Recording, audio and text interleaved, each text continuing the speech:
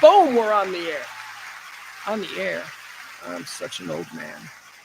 Swimming in the stream, more like it. Welcome, everybody. It is the Rant. I am Pugs Moran. We do this every day from the Kelly Moore Memorial Studios in the beautiful E Gallery in Dallas's fantastic Design District. That's what I call it, the Design District.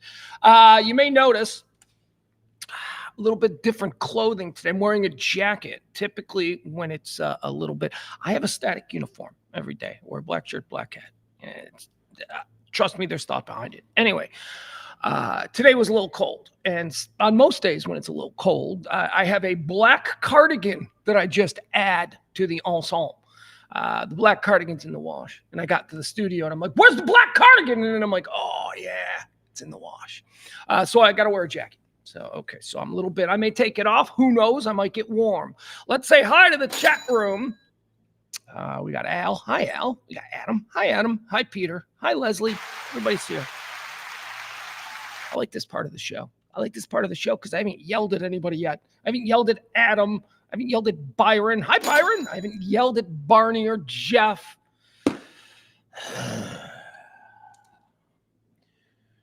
Why do I only yell at the guys? You know why? Because our women are great. Our women are awesome. Powered. They know how to hold their tongue. Yeah. What do we do on this show? We like to, it's talk radio. Okay. I used to do talk radio. I did talk radio since 1992. Chicago, Dallas. Can't do it anymore because nobody wants to hear the kind of stuff I want to talk about. You know why? Because I'm not even remotely interested in politics. I don't care. Real Biden? Trump? I don't think so. We talk about things real people talk about. Fun stuff. It's still news. It's still information. And occasionally, because we do, we're going to cover headlines and stuff. Normal people should know that politics exists. We don't take a particular partisan slant on any particular issue. I'm all over the road. You'll know that. We've been doing this for 3 years. I don't know what I am. Here's what I know I am. I'm like you. I'm like most people. Most people, when they're being honest with themselves and not being intellectually lazy, which is what I think subscribing to one worldview or ideology indicates. It indicates that you're just not really willing to think about all of these individual issues. You just want one group to go, this is what we're thinking. And that's what partisan politics to me is. So we don't like to do that here. Like to have a conversation. We got a fun chat room. Smart people in the chat room saying stupid shit every day at noon for 3 years. I appreciate it. CC's here. Jeff is here. Where's the rest? Hold on. Who was first in? I started it late. Leslie C. Okay. The show is about information. The show is about talking about the day. So I present it to you in what's radically known as a stream of consciousness broadcast style. No breaks, no stops, no nothing. Just me and whatever thought is next in my head as it pertains to a particular subject. Boom, I fire it out there. Dangerous? Not if you're not an asshole. I'm not an asshole. I stand by pretty much everything I think. I think I'm nicely, morally anchored by the good people who raised me. So now, I'm going to shit talk for 2 hours about the world. And if you're offended, all you need to know is that it's not my intent to offend you. I'm sorry. We can talk it out. Come join the chat room. Like, follow, subscribe, all of that stuff. The show will unfold in 4 quarters.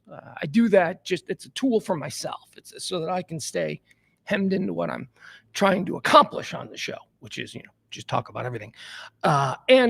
First quarter is called Antecedently on this day. It's this day in history. That's all, no more, no less. We call it antecedently because I'm a pretentious ass.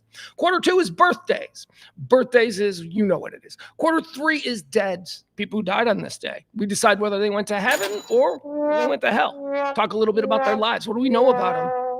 Didn't he beat up that woman in 1968? He's going to hell. That kind of stuff. That's the stuff we find out when we do quarter 3, the deads. Quarter 4 is all the hot topics, current events, and all of that good stuff. Everything that you need to know that's happening today, I'll give it to you. Please, as I say, join the chat room, mix it up, introduce topics of your own. We get sidetracked on that. You got something interesting to say in the chat room? Hell, we could talk about that for an hour. We do it every day for 3 years. Look at my guy, Big Luke, in the chat room. I love it when I see the old friends. All right. It's pledge week. There's the thing down there. It's whatever. The show needs. Hey, by the way, the show needed to raise $50 yesterday. That's a pretty steep amount per show because, this show doesn't really make much money. But we need to make X amount of dollars every month. And as we're in pledge week, I'm like, okay, so we need to make $50 every day. And that's like not something that I expected. We always make the budget. We always do. At the end, you guys always come through. Somebody drops something to get us over the line because we're always close. That's what a community we have here is. Awesome. But when I said we need to make $50 a day, I didn't think we were going to do that on the first day. We made exactly 50. Woo! Monday, clean it off. We did what we needed to do Monday. So thank you so much. And who do we have to thank for that? We have a tag team. Today's executive producers. Every day I like to award an executive producer here on this show. The executive producer is the person who tipped the biggest the day before. We have dual tippers yesterday. We had Leslie C. and Byron both getting us to 50. Wow. Very cool. So thank you guys. I appreciate that. If you want to be tomorrow's executive producer, all you got to do is cover that 50. Now, I'm not saying one of you has to cover it. That's not preferred. I would like there to be thousands of people tipping a quarter a day. That's the goal. But we ain't there yet. But we'll get there because we don't give up. 3 years and counting. And I got to tell you, the new Kelly Moore Memorial Studios, I haven't moved yet. I know yesterday I told you, I'm like, this is the last day in this. We're moving into better studios across the hall.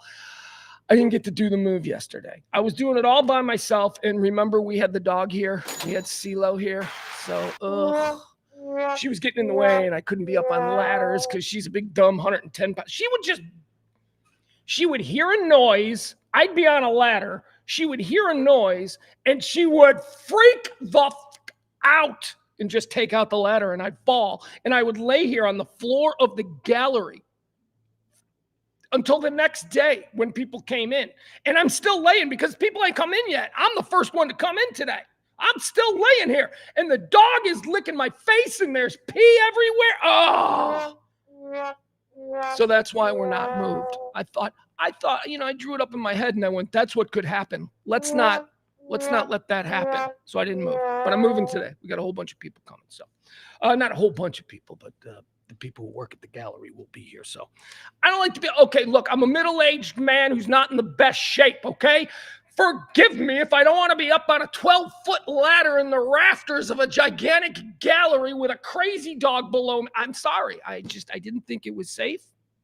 Actually, I'll tell you a funny story. I got up there and I'm walking around. You have to understand, those of you who have been here to the beautiful E galleries in the Design District, this is a big cavernous space that we have all kinds of different, studios running. But there are these catwalks that are like 12 feet up above, 15 feet actually. It's going to be used for dancing girls during parties. Trust me. Oh. You guys don't know E. When E gets back into the, I think I'm going to entertain Dallas mode, it's coming, y'all. It's coming.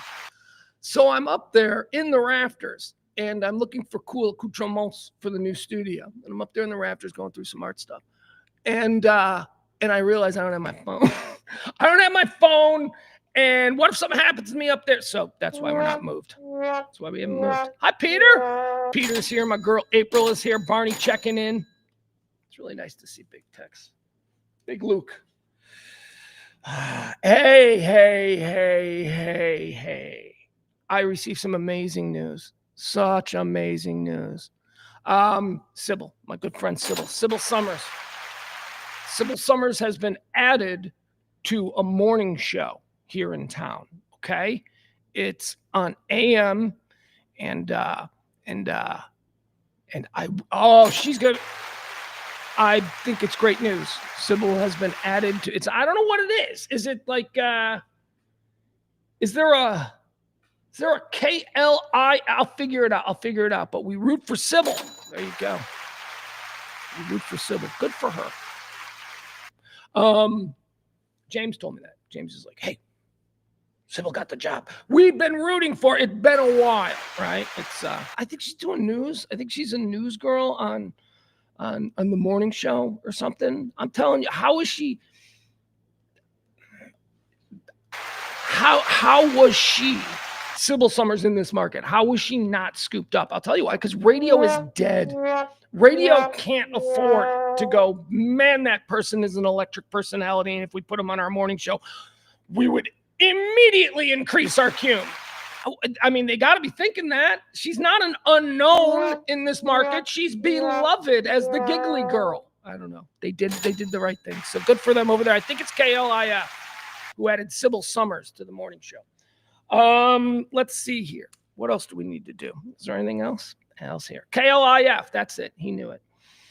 Barney with great advice. After 40, you shouldn't climb anything alone. Personally, I think after 40, you shouldn't climb anything. I think there's no need for climbing after 40. My relationship with gravity is a strong one. I have no interest in straying. I'm like a faithful husband of 60 years in gravity. I don't like ladders. I don't like heights. I don't like airplanes anymore. I don't like airplanes, but I'm not successful enough to pull that John Madden bullshit, so I gotta be on airplanes. Ugh, I don't like roller coasters. I don't like anything. And yet, weirdly enough, I want to live in a high rise. I want to live on the top floor of a high rise. We were all curious individuals. Many complications. All right, what do you say we get started? Once again, thank you to our executive producers today, the lovely Leslie C. and very cool Byron. Byron, thank you so much, guys. If you want to be tomorrow's executive producer, all you've got to do is be the big tipper on that show. What do you say we get this show started? Let's start telling you about today. Hi, I'm Pugs Moran. These are, well, today she's moving, the Kelly Moore Memorial Studios from the E-Gallery in Dallas, Texas, the Design District to be more exact. It is the Rant for the 3rd day of December, year of our Lord 2024. Let's get it started. You notice I'm back to the American flag. Yesterday I was dicking around with some Christmas stuff. Really? And it was just bad for the lighting. So look, we love America here. Right? You don't just have to be a weirdo to love America. Although there is some semi-irony in me, saying the things I'm about to say to y'all in front of an American flag. Because, I don't know. I'm not the type that would ever wear a flag pin. We'll move on. And I love my country. See, that's what that's for. But I'm just, I'm not big on whoring out the flag. I always talk about this. And yet here I am, ironically, whoring out the flag. I hope the irony isn't lost on some of you smart people, but okay. Maybe I'm just a dumb person. I don't know. I probably am. Let's see here. There's some America irony there, Sports Bros. Some America irony for sure at play. But I also like it, to be honest with you. I like it. I think it catches the eye. I think if you're scrolling through videos, it is catch. It's always slightly off kilter, like it is right now, which drives me nuts. But I'm learning to live with it because this is life. All right, let's get started. As I said, it is the 3rd day of December, year of our Lord 2024. It is the 338th day of the year. There's 28 more until New Year's Eve, only 28 days remaining. Let's get started with the aforementioned Q1. It's, this day in history, but we pretentiously refer to it as antecedently on this day. These are events that occurred on this very day years ago. Why do we do it? We're looking for rhythms. We're looking for patterns. We're looking for trends. What kind of things typically happen on this day? And it gives me a way to warm up my stream of consciousness. Antecedently on this day, year of our Lord, 1774, during the American Revolutionary War, the USS Alfred becomes the first vessel to fly the Grand Union flag, which is, of course, the precursor to the Stars and Stripes. First time somebody raised the flag. It was on the USS Alfred on this day, 1775. Antecedently on this day, year 1800, electoral college casts votes for president and vice president that result in a tie. Thomas Jefferson and Aaron Burr. Is this the dual shit? Is this why we have, Hamilton now? Doesn't this have something to do with that? I don't know the story. I love Thomas Jefferson, but it's the Aaron Burr nonsense. Every depiction of the Aaron Burr, Thomas Jefferson situation, relationship, we'll call it, it always has Aaron Burr as the asshole. And I am a Jeffersonian. I love TJ. I think he's the coolest of those guys. But I do even, as a fanboy, I wonder, like, is this a little bit of bullshit? Like, was Aaron Burr really the dick in this? Or was, I don't know. Those are the questions. On this day, 1800, the Electoral College casts votes for president and vice president that result in a tie between Thomas Jefferson and Aaron Burr. On this day in 1818, Illinois becomes the 21st state, my home state. Illinois. Don't call it that. We don't like it. It's no ass. We're French. We're fancy. Illinois. On this day, 1818. I like that my home state is top half country. You know what I mean? Like, none of that, like, Utah bullshit. What are you, Utah? You were, like, added 40th? Ugh, God, we had done so much by then. Illinois, 21st state. None of this Hawaii bullshit. None of this 50th state. No, we're top half. We're 21. 21, I like that. It's good. On this day, antecedently in the year 1925, the final agreement is signed between the Irish Free State, Northern Ireland, and the United Kingdom, formalizing the partition of Ireland. So this is stuff my great-great-granduncle Liam Tobin was involved in. The war, the revolution. See, you got two things here. You got the Irish Revolution. We all know the Easter Uprising of 1919. So the Irish Revolution, where they told the British, they said, you know what, we want to run our own country, and that's that, and we want to do that. So that went on for a bunch of years. That was led by Michael Collins, right? The movie, you've seen it with Liam Neeson's. Yeah, that's what I like to call him. I pluralize it. Liam Neeson's is Michael Collins. So he was the leader of that revolution and all that kind of stuff. That revolution was bloody, horrible. Everybody died on both sides. It was nasty. It was so nasty that the first time ever, the colonial empire of the British in 1921 said to the Irish, all right, enough. All right, we're good. We're good. Let's talk. Please, please. All right, uncle. The Brits said uncle. So a delegation of Irishmen, which my great-great-grand ancestor, whatever, Liam Tobin, was a part of. Liam Tobin, by the way, in the film Michael Collins, played by the amazing Brendan Gleeson. Couldn't be prouder. Famous actors playing one of his Brendan Gleeson. He's legit. He played Liam Tobin. So Michael Collins, Liam Tobin, Brendan Hughes. Not Brendan Hughes. Brendan Hughes is much later. Brendan Howard, I think. Anyway, they all went over there. And they they negotiated with the Brits. And the Brits said, all right, here's what we're going to do. We're going to give you like 90% of the country, but we're going to keep this little sliver up here at top because, quite frankly, we can't just completely admit defeat here. We have to bring something back. We got to help save face. So that's what Northern Ireland became. And Michael Collins signed it, went back to Ireland and said, all right, we've got our own country. And then like a whole bunch of people went, it's not enough, dude. It's not enough. And of course, that begat the assassination of Michael Collins and the Irish Civil War, which went on until 1998, with the Good Friday Accords. Anyway, there you have it. It was on this day that the final agreement is signed between the Irish Free State, Northern Ireland, and the United Kingdom, formalizing the partition of Ireland. And of course, this led to the Irish Civil War. Antecedently, on this day in 1960, the musical Camelot debuts at the Majestic Theater on Broadway. It'll become associated with the incoming Kennedy administration. This is a good example of how the merger of true history, which was, of course, the ascension of a new political dynasty, the Kennedys, a true history with a cultural impact. They married to each other.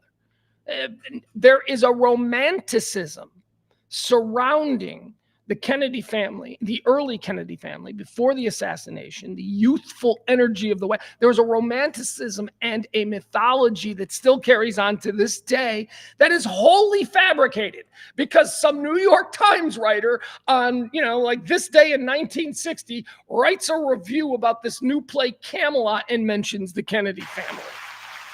And now here we are. I don't know if there was anything particularly different about the Kennedy family. I mean, kids and all that, but to have it become this romanticized myth of idealized America is a little bit fraudulent. But who cares? We need these things. These are the energy of life. These are the joys of life. These little myths that we believe in. On this day, antecedently, in the year 1979, in Cincinnati, 11 fans are suffocated. A crush for seats on the concourse level outside Riverfront Coliseum. The Who concert. This is the Who concert stampede. Now I was too young. Yeah, I'm 10 years old. But I remember this being a big news story. I remember, I'm going to be honest with you. I think really what I remember is the WKRP in Cincinnati episode that dealt with the Who concert incident tragedy in Cincinnati. Do you remember that? It was like a very special WKRP in Cincinnati. WKRP in Cincinnati was such a cool show. You know, we at Radio Misfits, we're about to do a soap podcast. The companion for that I am pitching is our WKRP podcast, which I floated to my former partner, Kelly, as just a million ideas that I wanted to do like a year ago or 2 years ago at this point. Who knows? We never got around to it. So it's like, now I'm like, no, that could be a good, she really wanted to do that. We should do a WKRP podcast. So anyway, it was the WKRP episode where they made themselves the radio station that promoted that concert. And they did a whole episode. It was pretty good. It's pretty powerful. Pretty powerful. I remember TV. I think that's why people, I think that sitcom WKRP in Cincinnati was way ahead of its time. Way ahead of, I mean, it dealt with like real issues, but not in a Norman Lear way, like in a more young and counterculture way. Well, I don't know. I mean, because I don't think Norman Lear was counterculture. I think Norman Lear was a societist who saw things in society that he felt he could change through opening a conversation. You know, the Jeffersons, and we talked yesterday about Helen Willis, the first interracial marriage on the Jeffersons. So that's kind of Norman Lear's lane. WKRP was different. WKRP, I was only 10 years old, but I knew it had an edge, and I knew that it was special. Anyway, it was on this day. Terrible crush for seats, right? Open seating, festival seating. What did they call that? General admission. They used to do that for concerts. I tell you, every time I see a Cowboy game, you ever seen those videos of them opening the doors at AT&T? I'm like, these fools, they are just tempting another Cincinnati. The way these folks run into AT&T Stadium, whoo, somebody's going to twist an ankle early on. One of these times, somebody's going to twist an ankle early on, go down, create a cascade of people that is then going to cause a blockage momentarily, which is going to force like the people who are 20 rows deep trying to get in through the entrance to push. That's what's going to happen. It's going to happen. Stupid. Every time I see that at AT&T Stadium, I'm like, stupid. You can't do this more orderly? What the fuck? And by the way, they seem to enjoy it. Like they promote this shit. Like, look how excited our fans are. And whatever. I mean, I'm not saying stop it. I'm just pointing out that something bad's going to happen. I enjoy the videos, I got to be honest. I also enjoy the fight videos. Programming tells me to say that there's no room for fights among fans at football game. Reality tells me I fucking like that. It's fun. It's not me. I don't know who these bozos are, but I know the world is full of them. And from time to time, two of them want to try and take each other out. Why should I have a problem with that? Antecedently on this day, in the year 1984, the Bhopal chemical plant disaster. Holy crap, you remember this? This scared the shit out of me. Woo! Like a chemical plant in Bhopal, India, basically farted. Like it was going, and it burst this toxic cloud in the community that killed everybody. How many people? Oh my God. Oh my God. This is worse than nuclear. On this day in 1984, Bhopal disaster. A methyl isyl cyanonate. Oh, I don't know. There's no way I got that word right. Leak from a Union Carbide pesticide plant in Bhopal, India, kills more than 3,800 people outright and injures another 150,000 to 600,000, some 6,000 of whom later die from their injuries. In one of the worst industrial disasters in history. One of the worst? What was worse? You know how many coal mines are going to have to, collapse to get a body count like what happened with Union Carbide? Oh my God. Terrible. Who needs regulations? You don't need regulations. Hey, let capitalists just do. That's what happened. India was the wild fucking West because, let's just look at all the money we're making. Yeah, we're risking poor people without a pot to piss in, but look at all the money we're making in 1983, Bhopal. Regulations. Fucking libs and their stupid shut up. Not wanting buildings to collapse is not a goddamn libtard idea. Okay? I live in buildings. I'm not a libtard. I would like there to be some regulations. Bhopal. Nothing. It was the Wild West. That's why these American companies went over there. In America, they're worried about something. This would never happen. And then it happens in India. Wow. Unbelievable. On this day in 1994, Sony releases the very first PlayStation. Incidentally, brain rot is like the Webster's Dictionary word of the year. I was going to do that. I was going to mention that at some point. This seems to be a good place to mention it. Every year we get new words of the year. Well, the word of the year is brain rot. Brain rot. I don't even know what that is. I don't even know how to use it. I think it's like pornography. I don't know how to find it. I know it when I see it. And I do see a lot of it. Brain rot. I think it may have started on this day in 1994. Sony releases the very first PlayStation. Brain rot. From the birth of brain rot to the birth of, are they douchebags? Or do we want them to have a happy birthday? Let's do some birthdays, folks. People born on this day. Here we go. Let's talk about born on this day, 1927. All right, we're going to go on a run of singers. One of them I'm going to talk about because one of them I think needs a little attention. One of them I think doesn't really get mentioned. All right, first, here's what we got. Singers born on this day, 1927, Andy Williams. I mean, I mentioned him because my grandma loved him. My grandma, who was born in like 1920, loved Andy Williams. So happy birthday, Andy Williams, born on this day, 1927. I remember my drunk grandma once telling me about how Andy Williams was someone that she would leave my grandfather for.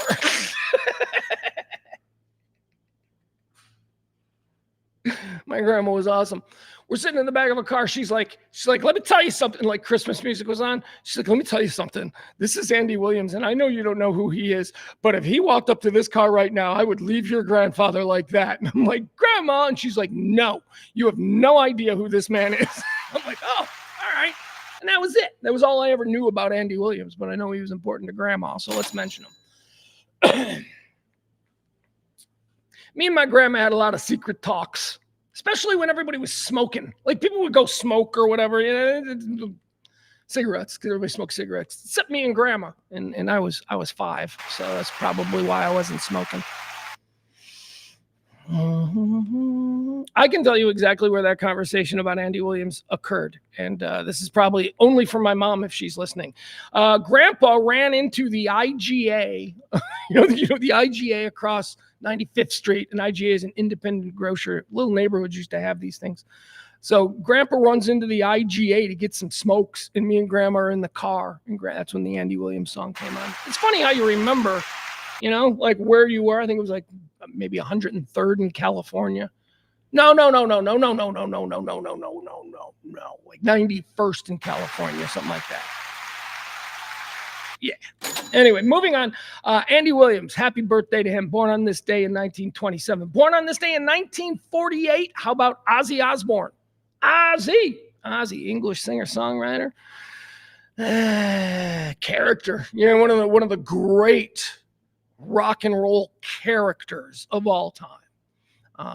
I mean, there are rock and roll icons. People who, if we had a Mount Rushmore, and at this point, honestly, if we're going to do like a Mount Rushmore of like rock and roll icons, it can't be Mount Rushmore. It must be a mountain range, right? Because we're talking legitimately 20 people. What, you're not going to include Elvis or Elvis Presley because you got to put Prince in there? I mean, come on. There's been a lot of geniuses. Let's just admit that we're going to have more than 4 on the rock and roll icon mountainscape. Ozzy's on there, right? But I don't know that Ozzy is in the same league as David Bowie, right? Like, one is taken very seriously as somebody who contributed to music and genres, and the other guy once sniffed ants off pavement, right? That one is rock and roll, and one is rock and roll. You know, it's like that difference. Both with an impact, differently, secure their spot there on the Mount Rushmore mountscape of rock and roll. My point is there's a difference. Bob Dylan is not the same thing as Ozzy Osbourne, yet both are important. Okay, so with that being noted, Ozzy Osbourne, a great rock and roll cartoon character. You know, he turned... Not a great singer. You know, I don't know, what does Ozzy write like? Is he known as a writer? I mean, look, all I can tell you is I love Ozzy's music. I've never been moved by a lyric. Okay? That's all I know about that. I don't know if he's writing it or if somebody else is, but it's not particularly great. That's not what you get into Ozzy for. You get into Ozzy for Crazy Train, right? That's badass. If I'm being honest, man, when I was a kid, Mr. Crawley, I used to recite those lyrics. So maybe there are some cool lyrics in Ozzy songs. I don't know. But it's Ozzy's birthday, and we wish him a happy birthday, and we wish that he's healthy because, look, Ozzy is not an old man. The age that Ozzy is right now, he should be enjoying life. He should be slowing down, but he should also be expecting a good 25 more. The way, you know, we are now. We're living longer. We've started living healthier. People stop smoking. You know, we are going to live longer. But Ozzy, man, I just think that he did way too much. His body, man, he was sniffing ants. That's going to catch up with you. So I don't know how much longer we got Ozzy. Anyway, happy birthday, Ozzy. Born on this day in 1948. All right, now here's the one I wanted to talk about. This guy, I love this guy. And you probably know this guy, but I don't know how much accolades you're willing to give him. Let me give you an example of who this guy is, okay? Excuse me. I think this guy, hold on.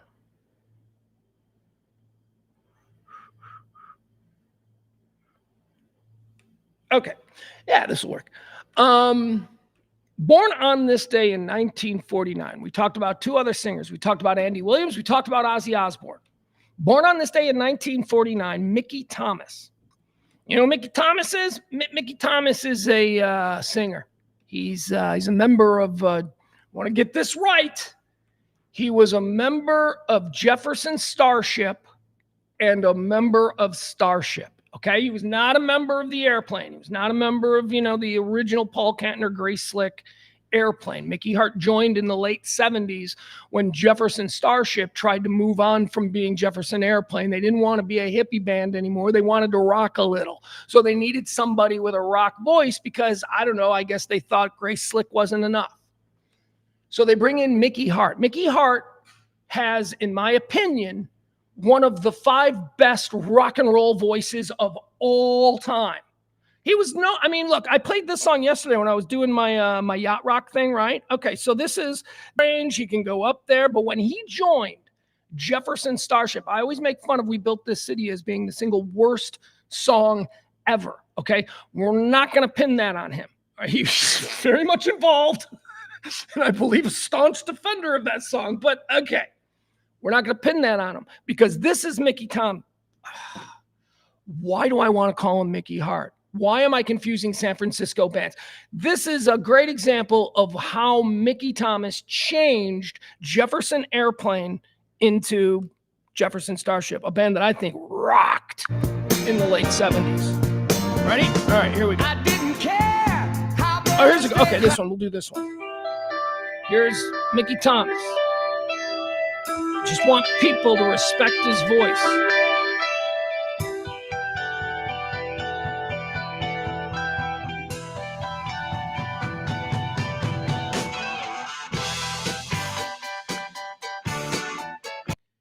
just talk about that badass electric piano? Can you just, I mean, that is like, whether this is this song or Aldo Nova's Life is Just a Fantasy or Bon Jovi's Runaway, that electric piano just moves the rock song in a way that I just don't think any other instrument does. Possibly a saxophone, but the electric piano, especially the way it's being used here, so cool. Let's listen to Mickey Thomas, our birthday boy.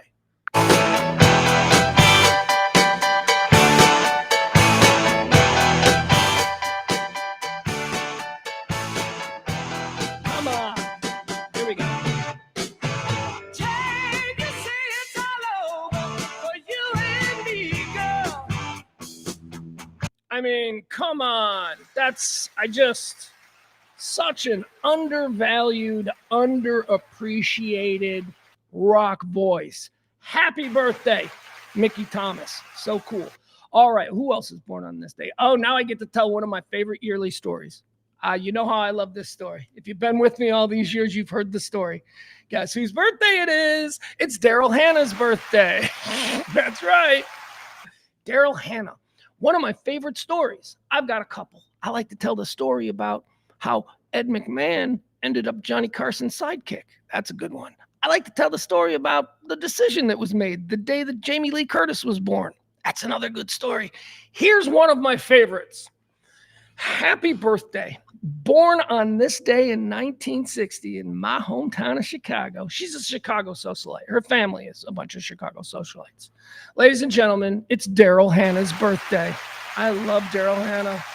I love Daryl Hannah. Maybe not for the reason that a lot of other guys love. I love Daryl Hannah just because she is the world's most beautiful, happy idiot. That's what she is. She has, okay, so here is the story, right? I don't know. They're a very well-heeled family, the Hannah family, or whoever they are in Chicago. And I don't want, I always have to say this. It's just a story that was told to me. And I believe it. You don't have to believe it. Of course, I know the person who told it to me, so I don't want to tell their name because I don't need this whole domino. I've talked about it before. Daryl Hannah was born with some disabilities, okay? But she came from a very socially elevated family, and appearances were everything. So they never really made it public, okay? She was born, maybe, I don't know, I'm no doctor. This is just us talking. Don't take anything I say to be truth, okay? Maybe it was like she was born way on the spectrum. Like it was obvious. Like they're like, oh my God, why is she rocking back and forth for anyway. So the family apparently sent her away to a boarding school just to hide, whatever the family shame is. Again, this is just the Hannah family story. Don't know if it's true. It's funny though. Could be satire. So they sent her away to boarding school. She was there for years. She didn't even know her family. And then when she's like 16, she comes home for Thanksgiving. And it's motherfucking Daryl Hannah. She's 6 foot tall. She's blonde. She's gorgeous. She walks into the room and every man is like, oh my God, who is that, right? So now the family's like, we got a show pony. So they taught her all kinds of society things and how to use the right teaspoon and all that. But she's not, she was probably in need of some special attention as a child growing up. So fast forward, she can't really do anything except be gorgeous. So she becomes a model. Just stand there and let people take it. She becomes a model and she gets on the radar of Ron Howard, who is writing this story about a mermaid. And he needs a very special actress. He needs somebody who is so oblivious to the world around him. So as they would make an audience believe that, they just swam right out of the ocean. They don't even know what a red light is. And Ron Howard had a meeting with Daryl Hannah. She was sent to his hotel room in New York in the Plaza Hotel. This is all Hollywood documented. Ron Howard, I believe, has even said this. Not about all the other, but this is what happens. So she goes to the audition and she sits in the room with Ron Howard and he spends 10 minutes talking to her and she leaves. And he's like, that's the greatest actress I've ever seen. How did she completely embody somebody who just swam out of the ocean? That was a mermaid. I knew from, Ron Howard has said, I knew from the moment I met her that I was in the presence of a mermaid. Now, what that, if that has anything to do with, the story of her youth and all that, but oh my God, Daryl Hannah. She's beautiful. She's, maybe, she's a mermaid. I love that story because it's worked out for her. She's such a baller. She ain't, fetching carts in the Kroger lot. She's freaking Daryl Hannah. She lives in a treehouse. Did you know? Yeah. She lives in a mushroom-painted treehouse in Neil Young's yard. Yeah. Daryl Hannah's awesome. She's the best. Jackson Browne was accused of knocking her around. I always say this. There is absolutely no situation where a man should hit a woman. You got to walk away. You got to walk away. That's me. That's how I live my life. It's how I've always lived my life. I've dated some crazy women. I've been divorced twice. Always walk away. Always. Can't win, men. It's ugly. It's an ugly thing if you don't. So anyway, Jackson Browne almost had his career upended because he supposedly knocked Daryl Hannah around. And all I think is that it was probably frustrating, right? It's probably Jackson Browne, the guy who wrote, he's like the most nonviolent person in the world, Jackson Browne. And somehow Daryl Hannah did some shit that made Jackson Browne want to knock her around. Now, I'm just saying, connect the dots, people. She lives in a treehouse in Neil Young's backyard. Am I making up the story about her younger days? I don't know if it's true or not. I have no idea. But the person who told me, and then it's not just me, other people have told this story. Other people, this is not something that is like secret to like 15 people. Like thousands of people know this story. It's just, I just love it. It's the Daryl Hannah story. All right, until next year. Or until she falls out of that treehouse and makes the news. I won't be telling the Daryl Hannah story anymore. Peter says, Hannah is married to Neil Young. Yeah. Those two idiots.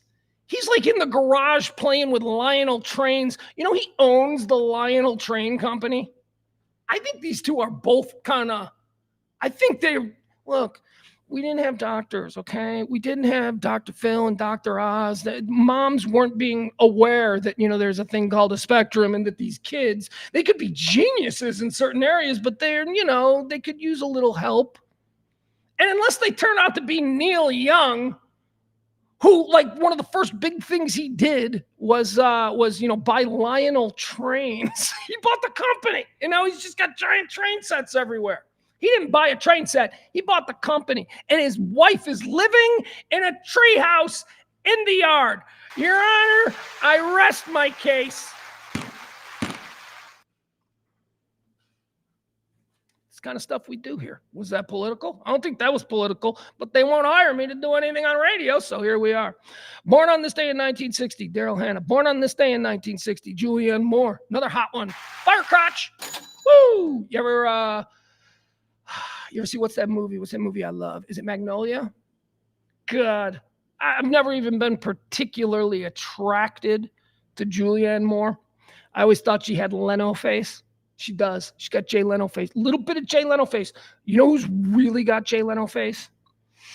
Well, who's that actress? There was another actress who was popular. Like she had like a 5-year run, but she was everywhere, and now she's gone. Anyway, she had Leno face. I'll think of her.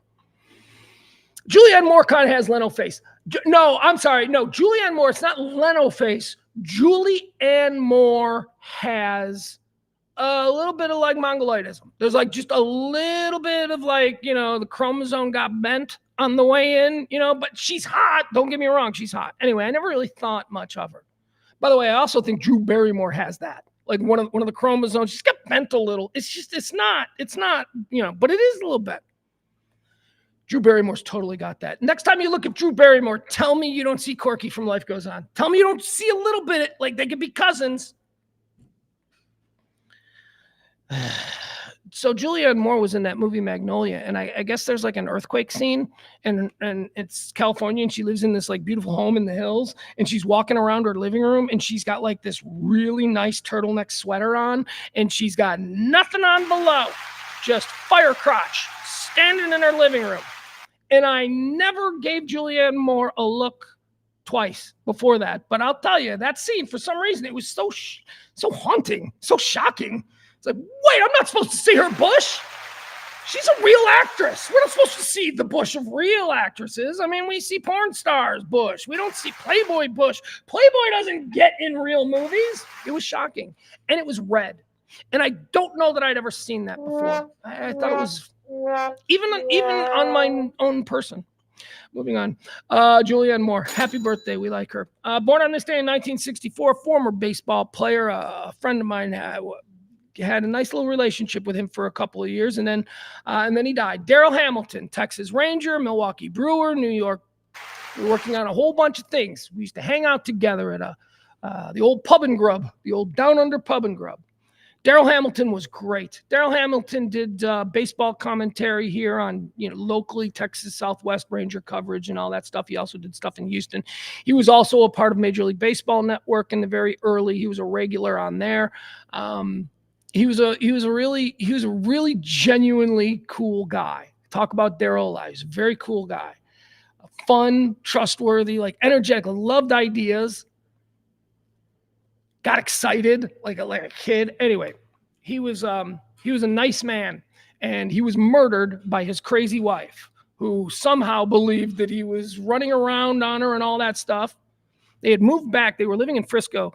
They had moved back to Houston, where he was the Houston correspondent for Major League Baseball and all that stuff. So he goes down there and buys a house, and he's got this wife. His wife was an Enron lawyer. She was a lawyer for Enron. This is not some hooch. This is Darrell Hammond was a legit gentleman. His wife was, by all intents and purposes, a woman of the community. And one day he came home. She was convinced he was cheating on her. And as he walked through his front door, she shot him dead. Darrell Hamilton, 2015. Anyway, he was born on this day in 1964. He was a good guy. I was in Chicago when that happened, and I remember seeing that news on SportsCenter, and I'm like, what? Ugh.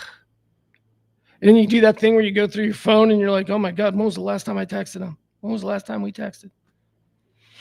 Darrell Hamilton, born on this day in 1964. Look, I promise you, of all things, he'd still been alive. He'd been somebody we'd be trying to work with here at Radio Misfits Dallas.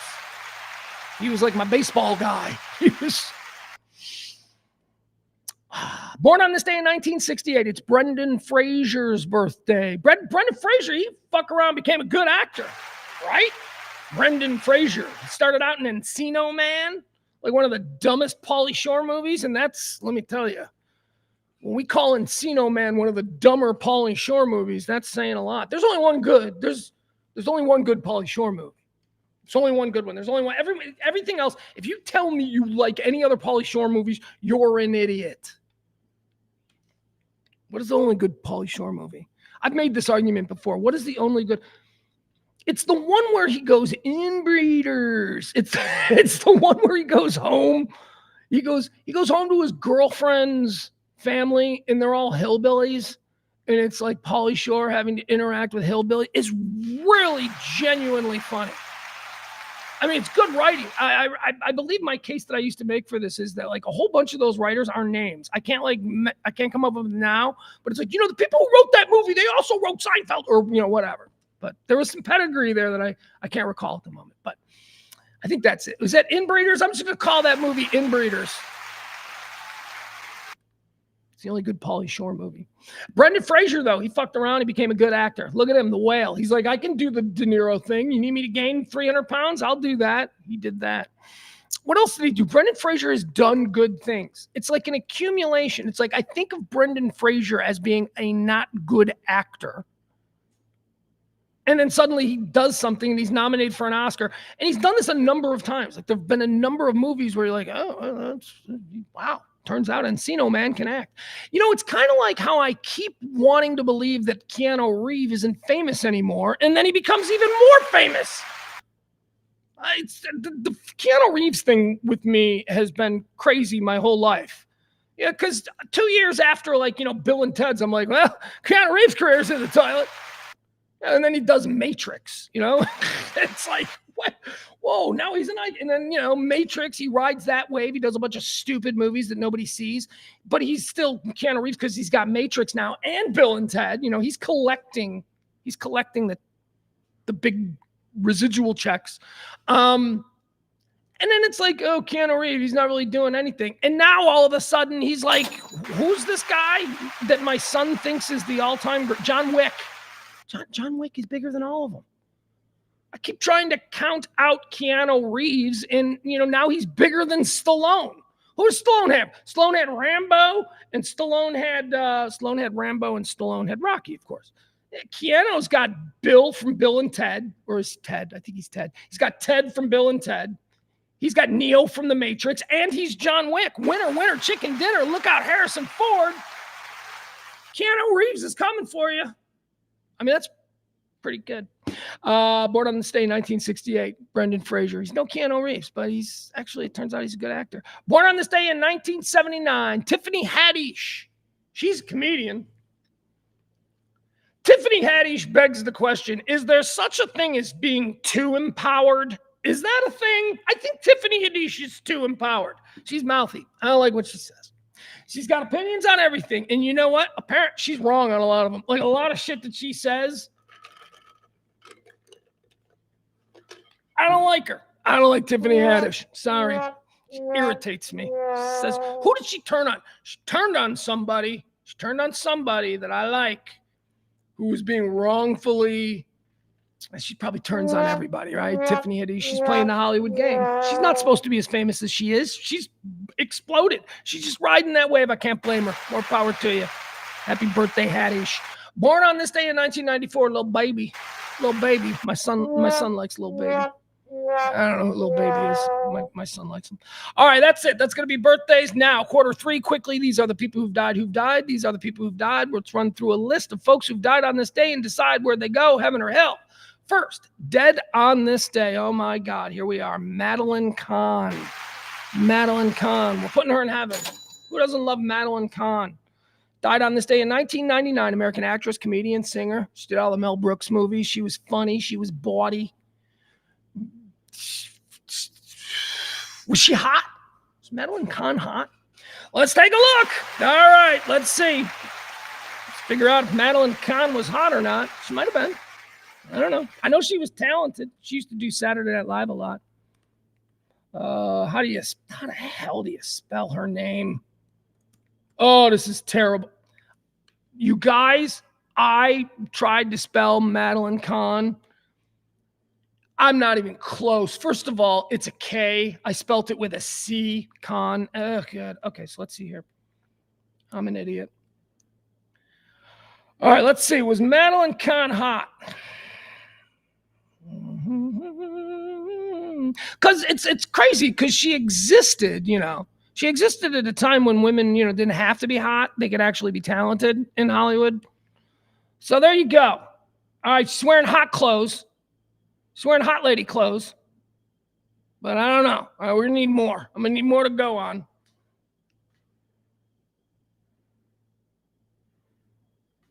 Something going on with the eyes, right? Like you could look at her and you're like, would you? And you're like, oh. And then you get to the eyes and you're like, those eyes look nutty. Those eyes are a red flag. Okay, look at her. That's a nice smile. That's a nice older woman. I could date her. I could date that. That right there, I could totally date. Okay, we've answered our question. Madeline Kahn was a hottie. This is her in high school. And this is why we do this. Okay, congratulations. Madeline Kahn, dead on this day in 1999. She was definitely a hottie. Putting her in heaven. Oh, she's an actress, though. I got rules for actresses, right? So one of the things that gets you automatically put into hell is if you're an actress. Also, if you're a football coach. Like all football coaches, I don't even want to hear their case. You're going to hell. You guys are assholes. Politicians, most lawyers. Anyway, there are some people who, if you're famous for being a lawyer, I'm probably putting you in hell. That kind of thing. So Madeline Kahn is obviously an actress, but she's not just a generic actress. Like she's a Mel Brooks actress. She's a funny actress. It's different. It's different than this shit we're seeing with this Christina Arrivo in her Ariana Grande That kind of actress, I got no place for. Madeline Kahn, she was probably cool. And as we just learned, very hot. All right, I got another piece of news for you, and that's going to do it. That's it. She's the only person that I thought was worthy of conversation as far as those who died today. So it is time now to move on to quarter four. Ladies and gentlemen, quarter four, where we get into all the hot topics, current events, and everything that's being talked about today. I give you my hot take on it. You share yours in the chat room. Come one, come all. And we go from there. First and foremost, though, I do want to thank once again, it is Pledge Week. Please, folks, check out the little scroll down there. It'll get you up to speed on exactly where we are in the process. Needing to raise at this point $200 this week. That's $50 a show as we remain. So I think we can do it. We made $50 yesterday. That was cool. Thank you so much. Executive producers today are Leslie C. and Byron. These two folks, they got us across the $50 mark yesterday. So thank you all. Appreciate you. If you would like to be tomorrow's executive producer, all you got to do is be the biggest tipper today. That's how we do it. You drop something in Venmo, you drop something in the old Cash App, and we move on. All right, folks, quarter four. Quarter four, all the hot topics. Quarter four is everything that you need to know. I'm going to get rid of that because that's distracting. However, maybe you want to like, follow, subscribe, and do all that kind of stuff. You can do that. Here, go ahead. Look at that. Is that right? Pugs and Company on Facebook and YouTube. Yep. I got to do these things more. Show isn't growing. Blue Sky. I got into Blue Sky on the ground floor, and I don't know. A couple of new Blue Sky listeners here and there, maybe, but we got to do things differently. We got to grow this show. We hope it to continue. My God, it would be great if we didn't have to do Pledge Week, where it was just, because the amount it's going to take to produce it isn't going to go up if the amount of people listening and contributing go up. We're just going to keep it at that number, doing other things. So that'd be great. That is my dream. I told you about that earlier. My dream is that everybody just gives a quarter per show. Here you go. Here's a quarter. But that would take thousands of quarters. I need a drink. It's still cold in here. That's why I still got my jacket on. Hi, Frankie. Jeff Blue Sky with all the pedos. Yeah. And Jeff, go Google gaslighting. What the fuck are you talking about? So weird. That's a radicalized mind out there in the cornfield getting no information other than Newsmax. That's Jeff. But we love him. We love Jeff. We judge him. We judge him harshly daily. But we love him. Just as we love all of you. All right, where are we? Let's see here. Let's get into the stuff I need to start talking about. The big story. Oh, my God. Did you see this? I woke up to this. Actually, it happened. I was already awake. They broke in. Breaking overnight. South Korea, earlier today, the president of South Korea, who I didn't know, seems to be a madman, he declared martial law. He did it overnight. He did it at 11 o'clock at night.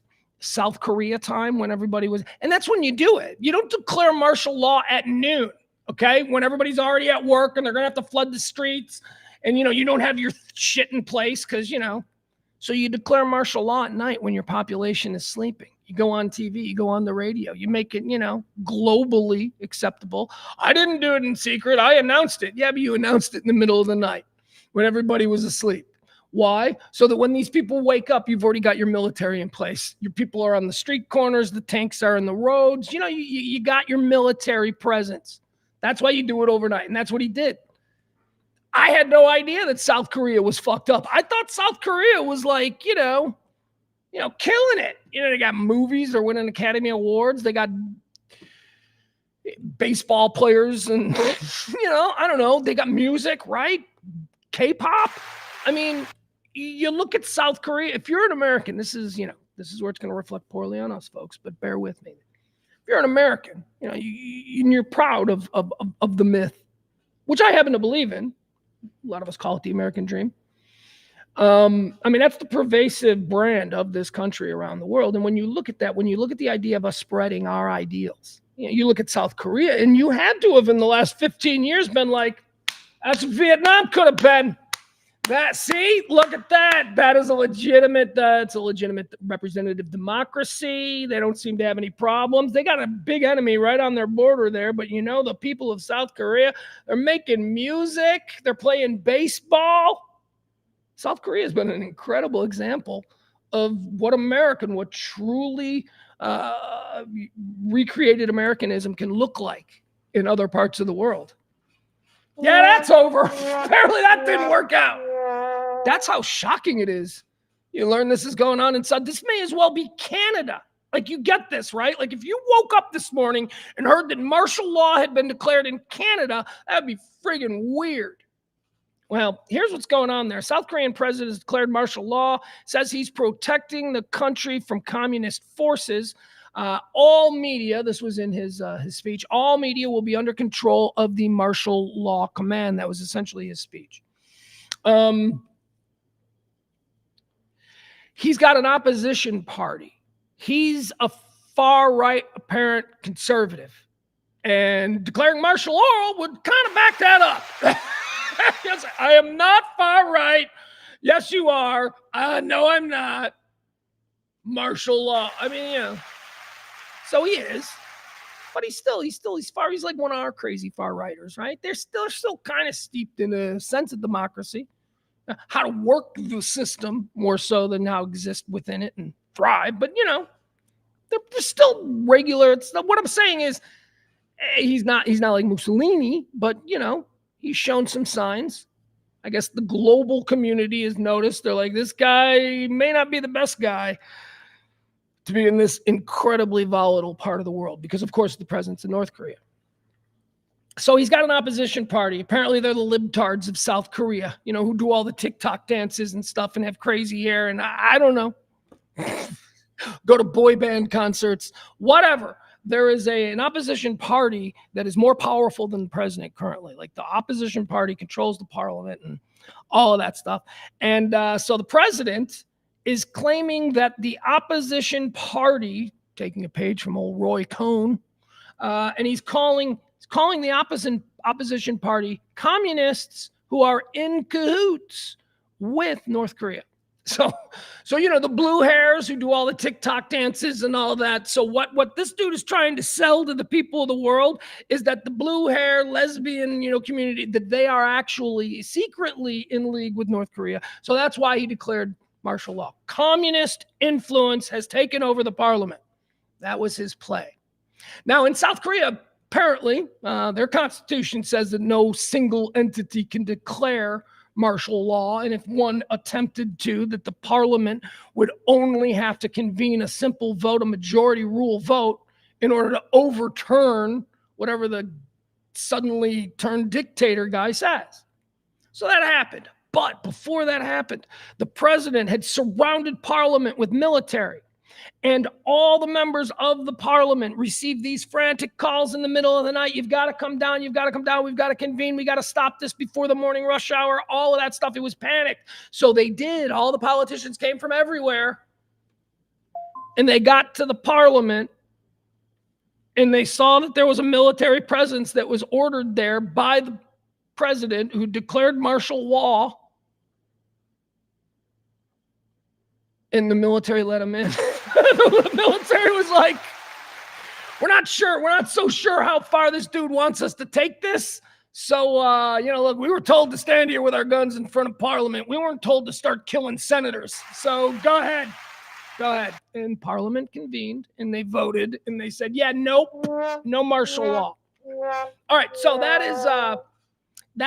is what I had before I signed on today. So now let's take a quick look. Let me see what the absolute latest here is. Who do I trust on this? I will trust the AP. Just as a first glance. Okay, so here's what we got. South Korean parliament votes to defy president by lifting his declaration of martial law. Here, might as well watch it. Let's watch this guy. All right, so this is the dude going all in, declaring martial law, trying to convince everybody that the weirdos who do the TikTok dances, that they're somehow, you know, in cahoots with Kim Jong-un, and therefore, all right, let's watch this. Here we go. Is this his speech? They're going to make us watch a commercial. You guys are going to...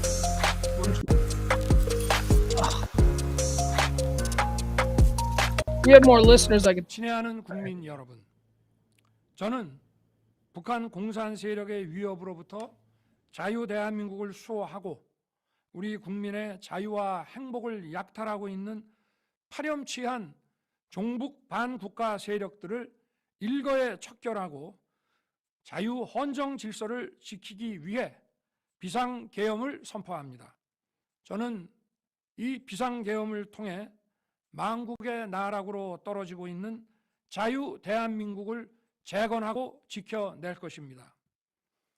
이를 위해 저는 지금까지 폐악질을 일삼은 망국의 원흉, 반국가 세력을 반드시 척결하겠습니다. 이는 체제 전복을 노리는 반국가 세력의 준동으로부터 국민의 자유와 안전, 그리고 국가 지속 가능성을 보장하며 미래 세대에게 제대로 된 나라를. All right. Yeah, I don't need any more of this guy. He was just about done anyway.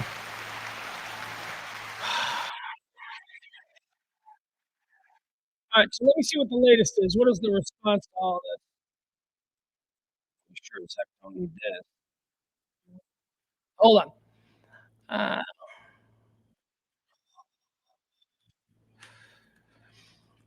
Here's the latest. South Korean President Yoon Suk Yeol declared martial law late Tuesday, vowing to eliminate anti-state forces. I mean, we heard him there. He's trying to act like the opposition is.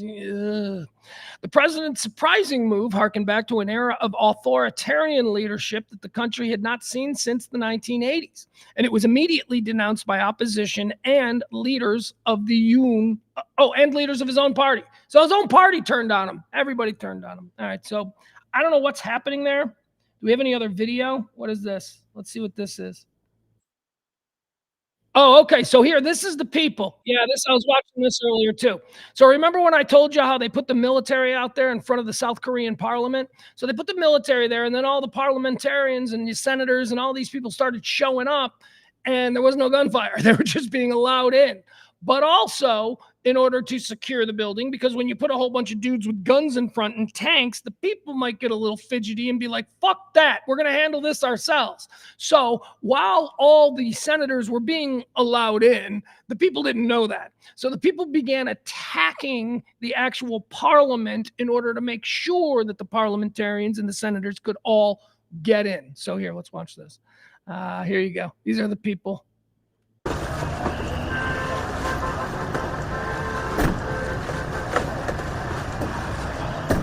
Out. This is, in my opinion, patriotic reaction to martial law being declared. I think it's justified. When he appears on TV in the middle of the night, it says that your entire world as you know it is going to change when you wake up in the morning. I think people in a democracy should have something to say about it. So, look at these people. Let's applaud them. These aren't the Jan 6 idiots. Yeah, I'm staying married to that one. You know why? Because I'm a normal person in the 70% who looked at those idiots and went, wish I had enough money, wish I was comfortable in life to be able to take a goddamn Tuesday off and travel across the country. What? Seriously, these weren't poor people rising up against an oppressive state. These were a bunch of dudes who make $150,000 a year, mad they ain't making 180. That's all it was. But no. Patriots. Okay. These are patriots. These people are trying to take their country back from martial law, not from signing a weird old man from Indiana, from stopping a weird old man from Indiana from signing the document, which is what our great patriotic thing was all about. Okay. Spare me, folks. Spare me. Let's keep going. Let's see what else do we have here. Moving on from South Korea. That is weird, though, man. We don't need this shit out of them. We really don't. All right, now I'm streaming. I was about to move on, but now I'm thinking of other things. I thought we had a CIA. We don't have anything. This is all bullshit. Everything we think is bullshit. Remember, I always go back to the missing Malaysian airliner. The day before that plane went missing, I would have bet everything and argued till my dying breath that there wasn't any way possible that a jet airliner carrying people could just disappear in 2019 or whenever the hell that was. I would bet anything.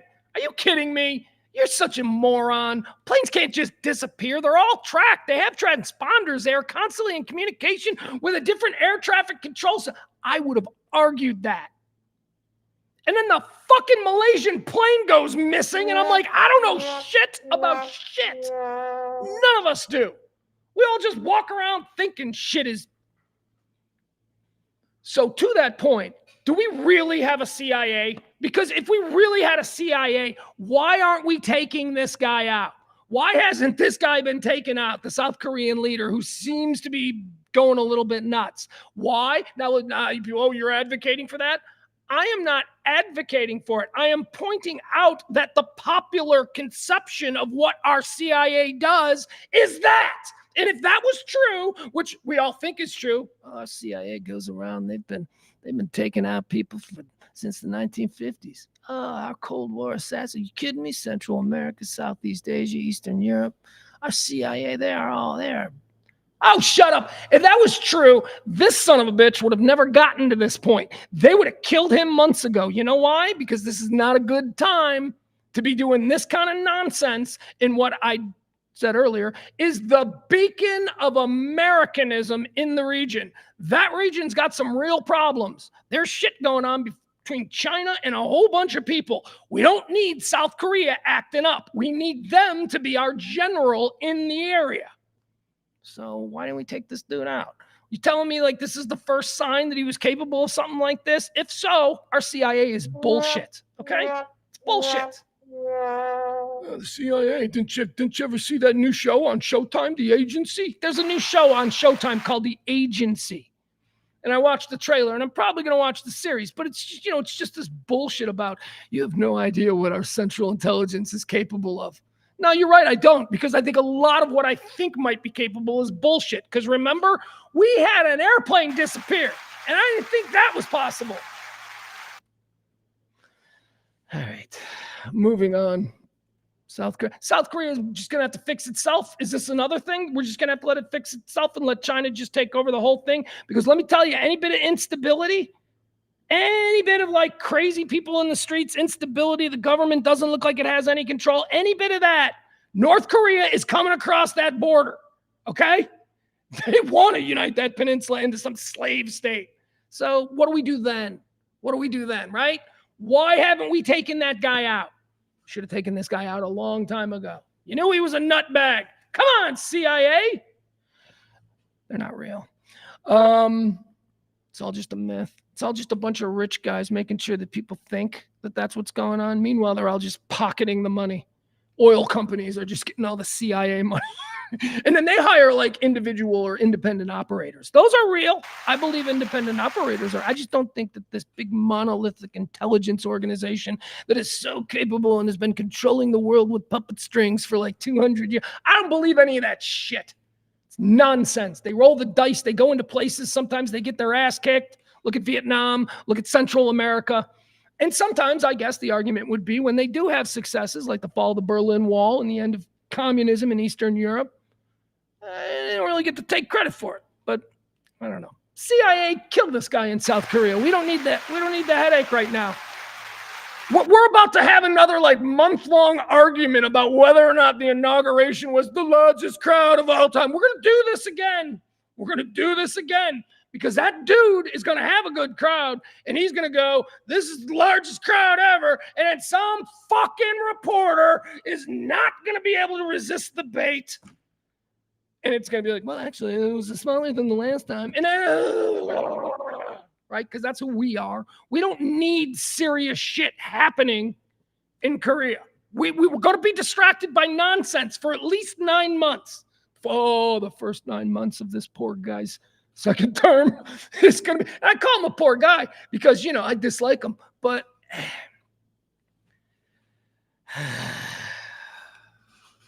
nonsense. Anyway, folks, how are you enjoying the stream of consciousness? That was a really good example of a stream of consciousness rant going completely off the rails. Because apparently our CIA isn't real. All right, Elon Musk. He's in the news. You know how I feel about Elon Musk. It's not very complicated. Sometimes I have very complicated feelings about people. Elon Musk is a complete irritant to me. He's just an irritating, unnecessary little troll, weirdo, spectrum living rich guy, right? So I don't like that. Then he's got the Mars shit. Then he's got SpaceX. And I think that, the SpaceX stuff puts him in the conversation of one of the most important men that ever lived. Columbus, Magellan, hell, Da Vinci, if you want to get nuts about it. Yeah, undeniable. Yeah, not complicated. That guy, maybe Da Vinci was an asshole. What if that was the case? Do we look any less upon, Da Vinci's ideas? Da Vinci was a dick. What if Da Vinci was a jerk? He was petty and vindictive. And what if that was So Elon Musk is in the news today because he's got this thing. What is it? 56 billion. Yeah. He wants to get paid 56 billion. I'm going to give you this story. 50. What's he worth? 200 billion? Is it something like that? So like 50, say he wants to get paid 56 billion more in 1 year, which is like, and he's probably worth more than I don't know. So that would be like you walking into your boss and demanding they pay you 1/4 of your current total net worth, like including your home and your boats. And that sounds nuts, right? But okay. Hey, he's Da Vinci, man. What are you going to do? And also, let me say this before I make fun of this story. You got to ask. Hey, man, that's what I say. Shoot your shot, bro. You got to ask. They can say no, but you got to ask. A judge has rejected Elon Musk's $56 billion pay package despite a shareholder vote. Shareholders are okay with it. Everybody's okay with it. They got Da Vinci. They're like, what does Da Vinci want? 56? That's fucking steep. All right, give it to him. A Delaware judge rejected a bid to restore Elon Musk's record-setting $56 billion pay package despite Tesla shareholders overwhelmingly voting to award Musk the stock grant earlier this year. Delaware Court of Chancery Judge Kathleen McCormick, she's an Irish bitch. She doesn't like him. And he got to get a new judge because the stockholders said it's fine. Judge, why do you have an issue with this? I don't like him. And I know Irish chicks. She doesn't like him. Judge Kathleen McCormick originally struck down the controversial compensation bill, which is the highest CEO pay package ever. She did this back in January in a ruling in a case brought by a group of Tesla shareholders that the company's board was too heavily influenced by Musk when it adopted the package in 2018. Okay, so a year ago, some Tesla stockholders brought a suit against Musk and the board, and they landed in this woman's courtroom. And these people's complaint against Musk and the board was that, yes, his $56 billion pay package was approved, but we are speaking for a group of stockholders who did not vote for it. And not only that, but we think his influence in the board of directors is way too big. So of course they approved this. That was the argument. And I guess that the judge said, yeah, that makes sense. A Delaware judge rejected a bid to restore Musk's record-setting $56 billion pay package despite Tesla shareholders overwhelmingly voting to award Musk the stock. Delaware Court of Chancery, the highest CEO pay package. She did this in January, ruling in a case brought by a group of Tesla shareholders that the company's board was too heavily influenced by Musk when it agreed to the pay package. Oh, okay. So the board agrees to the pay package. A group of investors in Tesla say that's bullshit. In order to stop it, we're going to court. They go to court. The judge says, yeah, that seems like bullshit. Then Tesla goes back to the greater voting bloc, puts it to the shareholders, and the shareholders of Tesla, despite the objections of these people who brought the suit, the shareholders of Tesla are like, no, we're fine with him getting paid that. So now they go back to court yesterday, and they're back in front of this judge, and they're like, Judge, I know you don't want him to get paid that, and you seem to think that maybe there is something to him having too much influence on the board of directors. But look, we put it to a vote. We put it to a vote of everybody who holds Tesla stock, and guess what? They all said, give him the money. Judge, what are you going to do? And the judge, she's an Irish bitch. She was like, fuck you. Go kick rocks. Oh, what are you upset? What do you, Elon? Oh, what, you think he's going to have to miss a meal? You think that, like me, you think he's going to have a, hey, all we need is a little bit of, no, he's fine. He's going to be fine with or without the 56 billion. I do like when, bad things happen to him, because I just want him to shut the up. I want him to get off Twitter. I want him to go live in a hole with a bunch of rocket scientists, and let's see how much we can accomplish in the next 10 years. Can you do that, Elon? Just dial it in, motherfucker. Get rid of the cars. Get rid of the underground subway tunnels. Just dial it in. Tick tock, bitch. Let's go. I'd like to have some progress on Mars, or at least the moon, by the time I die, for crying out loud. Spending way too much time shit posting on Twitter. Ugh. All right, let's see. Let's keep going. Okay, so the Biden pardon of his kid is like, it's all anybody wants to talk about. And I told you my piece yesterday. I'm like, fuck it, it's his kid. There are no rules. There are no rules. What? He said he wasn't going to do it, and now he did it. A politician said he was going to, and then now he's, and you're pearl clutching. Shut the fuck up.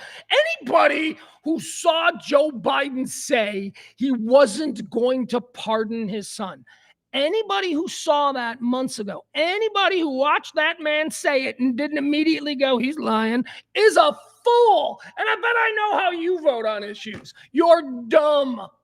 But he said, so let's stop pearl clutching like he did. He's a politician. He hadn't said a straight word in 70 years. You can't take anything these people say. So, but we're all. Stop it. It's his kid. I'd do it too. I don't care. What's he got? He's like deuces, bitches. He doesn't need this shit anymore. He's an old man. He's probably got, 18 months left, right? I mean, he ain't going to be. He's been through it. He wants to relax. He's got one kid left. That kid's a complete disappointment.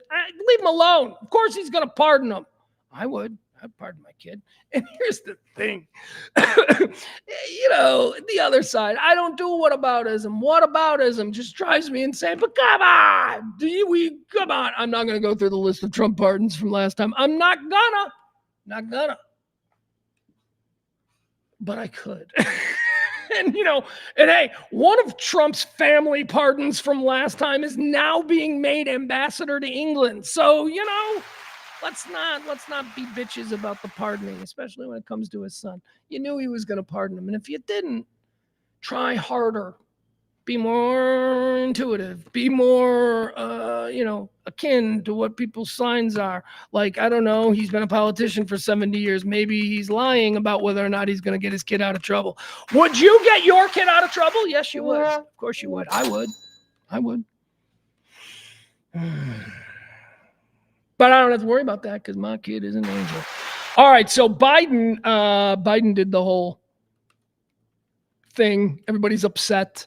Let's watch a little Jon Stewart. I love Jon Stewart. Jon Stewart, look, I like to say, the show is for the 70%.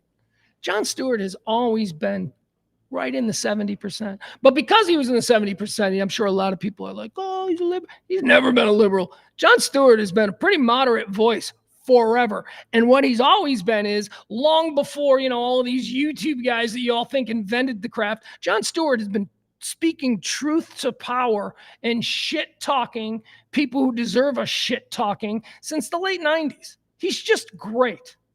And, might I also add that for the past 20 years, 24 years now at this point, he has dedicated his life, all of his spare time, to making sure that we never forget. Because guess what we did? And we forgot about a whole bunch of sick people. And Jon Stewart didn't. And he has been going in front of Congress and he has been advocating for these people. Never forget. Never forget. It's on my bumper. Everybody forget. Everybody's like, raise my taxes. What? For a bunch of ground zero people? Don't raise my taxes. Never forget. Everything's connected. So Jon Stewart, in my opinion, is a great voice. And I'm so happy that he's back. And we need his voice. And he was on the Daily Show last night going after the whole Biden thing and the pardon thing. And I thought it was pretty good because, got to be honest with you, I feel very similar to this. And I also think I said a lot of these kinds of things yesterday. So let's enjoy. This is Jon Stewart from the Daily Show last night. This is his little rant.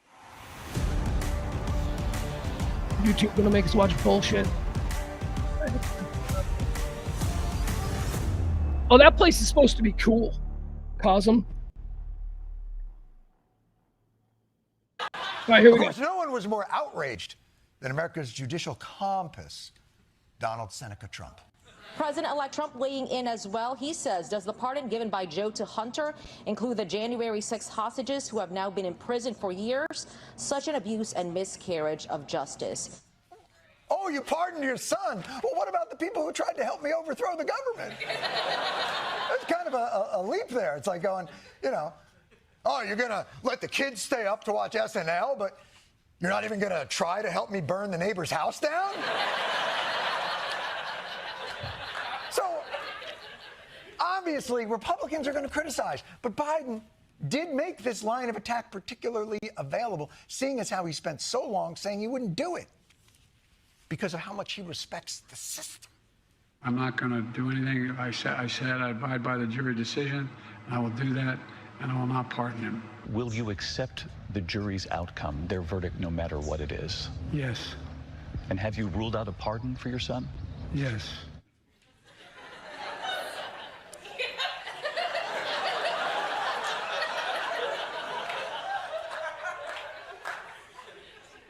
Now watch this dive. Look, here's the thing. I don't know if you've ever found yourself in this situation. If you ever find yourself in a situation where you are being questioned about pardoning your son, do not do it at the swim-up bar of a Club Med. And also, not for nothing, with an old guy, I mean, Biden squints indoors. So you don't face the guy in the sun and try and get an honest answer. It immediately looks untrustworthy. You're going to give him a pardon?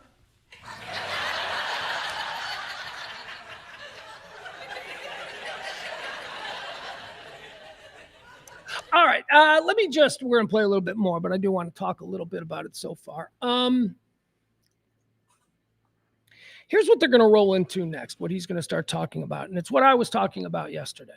And it's what I've talked about for years about, you know, I find things that are absolutely repugnant about the political right in this country. I find things that are endlessly irritating about the political left in this country. But one of the things that, you know, I rant about a lot is I used to call it the Sorkin, the Aaron Sorkin Democrats, right? Aaron Sorkin created the West Wing in the late 90s. And there was a lot of narratives and stories in that sort of the liberal, the evolving liberal of the late 90s, early 2000s, the white liberal, the elite East Coast college, you know, home for Thanksgiving, liberal, white, guilty person could cling to. And that's who Aaron Sorkin is. And so, you know, there are examples of this. One of the things that I always point to in the West Wing is that whenever, and there are very few, whenever there is a black character in the West Wing, and again, there are very few, whenever a black character is introduced, they're always brought in, and whoever, like the stars of the show, the main characters in the show, always have, they do this for context, or they always have a pre-existing relationship with this black person, and they're really close. Like there was a character who was supposed to be based on a Chris Rock type, and he was a comedian who was a big supporter of the president, and he had told a joke that wasn't popular. But he's like, again, Chris Rock in this fictional universe of the West Wing. So of course he has to have a meeting with like the deputy chief of staff in the White House, Chris Rock type. And their introduction is, hey man, how you been, brother? Oh, how long has it been? Like, it's just such pandering white bullshit. I'm like, Josh Lyman does not know Chris Rock. There aren't friends from college. That ain't a thing. But it's something that people like Aaron Sorkin, and thus the modern liberal, that's how they think. It's something that so one of the other keys to this modern, grotesque perversion of liberal thought, one of the other cornerstones is the moral high ground always. Always. And preferred, I think, to some of these people, that the moral high ground that you stake comes at a cost of victory. You lose. But your moral victories are all the Democratic Liberal Party. And again, there should be a Democratic Party and there should be a liberal wing of the Democratic Party. But the Democratic Party should not be liberal. That is not how it had ever been in the past. Okay? But they took over. They took over during the era of Aaron Sorkin and West Wing. And there's all these young people, United Colors of Benetton. You don't get the best person for the job. They're like, who's going to be the next spokesperson leader of the Democratic Party? Like, who's it going to be? Well, I'm interested to see who the next leader of the DNC is going to be. Because I'm telling you, for the past 20 years, you know who it absolutely wouldn't have been? A white guy. It was always going to be a woman, maybe a Jewish woman, maybe a black woman, maybe a black man, maybe a Hispanic, definitely a gay or two. That's just wrong. Inclusion that creates a whole new kind of racism or exclusion is bullshit. The best people for the job. So I'm interested to see who the DNC is going to make the new leader. Who's going to be the new face? Because there is a white dude, like a 38-year-old white dude who's a little bit fat and he's got a beard. And I think that could be. They might be able to make a case for him because he's an ugly white dude. They're not going to do a fuckable white dude. No more fuckable silver foxes in any position of power for the Democratic Party. Maybe. I don't know. That had been their mindset. That is what led us to this absolute total devastation of the party. Because nobody normal, so many more people would have voted if it just wasn't so repugnant. So many were just like, ugh, really? Do you know how few people in this country actually think that trans athletes should be competing with little girls? Do you know how many few people actually believe? None. It's such a small and loud minority that has made that such a disruptive and divisive issue in this country. And it's because the Democratic Party, at its heights, at the vice presidency, was like, just going along with this nonsense that the average dude who lives in Colorado is going, what? So they did it to themselves. And it's about the moral high ground that they always try to stake. That's why this Biden thing, I don't blame him. I told him. I said yesterday when it happened, I'd do it. Pardon my kid, absolutely. Why not? Out the door, deuces. But the reason this is so damning to all of you Democrats is because here we go. He took the moral high ground. When he gave that interview and they asked him, are you going to pardon your son? And he said, no. He was looking into that camera. He knew he was looking into the face of every father in this country who was right there in that moment with him going, how do we answer this? He said, no. Because that's the right answer. Because that's the answer that Aaron Sorkin would have had the president say. But that ain't the realistic answer. The realistic answer is something like, it's a tough question for me to answer right now. This is my son. There's a lot that goes into it. I'm the president of the United States. I believe in justice. I believe in our system. But I do have some questions. I'm sorry, I just can't answer that question right now. Nothing wrong with saying that. Nothing wrong with saying that. Just say that. I can't answer that question. Leave it ambiguous. Someone like me hearing that, and every father in America, even the ones who are waiting for the 5 to come on, every father in America would have related to that. But he said, I'm not going to. And you know what happened? Half of the fathers in America went, you're a fucking liar. And the other half went, you're a fucking bad dad. So, for this whole thing to now, a few months later, come full circle, where he just totally goes back on it, it just shows, not only shows, it condemns all of what we thought was bullshit morality plays by the left all of this time. That's what he did. This might be the missile that sinks that bullshit that has destroyed the opposition party in this country. That might be the missile that sinks it. And ultimately Maybe the future Democratic Party will be putting Joe Biden's face in mountainsides because this goes against everything that they supposedly stood for. I will not do it. And that's why it's, I think, so incredibly damning. Let's go back to Jon Stewart from last night's Daily Show. But you know what, ladies and gentlemen? Hypocrisy isn't illegal, nor is it particularly unusual in politics. It's not like he's ever going to run again. So why not take care of your kid? Even if you said you weren't gonna. I respect it. I don't have a problem with it. The problem is the rest of the Democrats made Biden's pledge to not pardon Hunter the foundation of their defense of America, this grand experiment. One political party remains committed to the rule of law and the other doesn't. It's that simple. Hunter Biden's not above the law. No one is above the law. Democrats stand for the rule of law. We accept the outcome because that's how the rule of law works. Because the justice system that convicted his only surviving son is the same justice system he's vowed to protect. And if that doesn't tell you who Joe Biden is, I don't really know what does.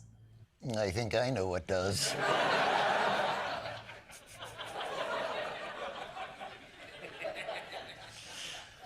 And now look at the dance Democrats have to do. Be honest, the only reason why they went after Hunter the way they did, and I've talked to many federal prosecutors about this, is because he's the president's son. People have to remember the president has lost 2 children already, and he does not need to lose another one to more political witch hunts. The, crowing from Republicans, but we're talking about, Donald Trump is a convicted felon who literally had pardoned his daughter's father-in-law and just made him ambassador to France. So for anyone that wants to clutch their pearls now because he decided that he was going to pardon his son, I would say take a look in the mirror. Ma'am, we will take a look in that mirror, but we are taking off, so... If you could just put this shit on airplane mode and let us get home for the holidays!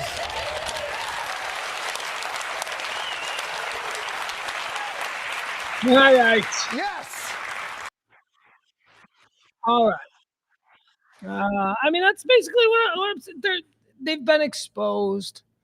This thing that so many people, their first impression, great supporters of the Democratic Party, proud liberals, even them, at this moment, you got to be going, harken back to the first time you heard one of these crazy things, one of these crazy positions that you were now expected to argue with your friends about. You didn't feel comfortable with it. It's because it wasn't true. It wasn't real.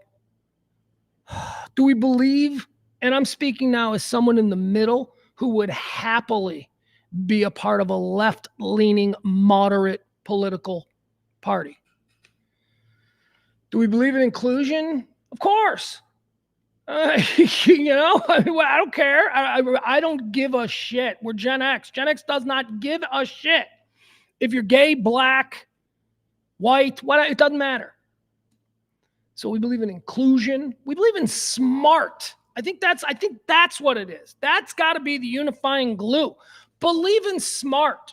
Believe in facts. Believe in math. All right? Math is the ultimate absolute. There are other things that are absolutes, and we need to believe in these things. When somebody starts talking about a flat earth, we need to make sure that they are so humiliated that they shut up about that shit so as not to infect our children. Same as when we hear somebody talking about how there should be tampons in boys' rooms, right?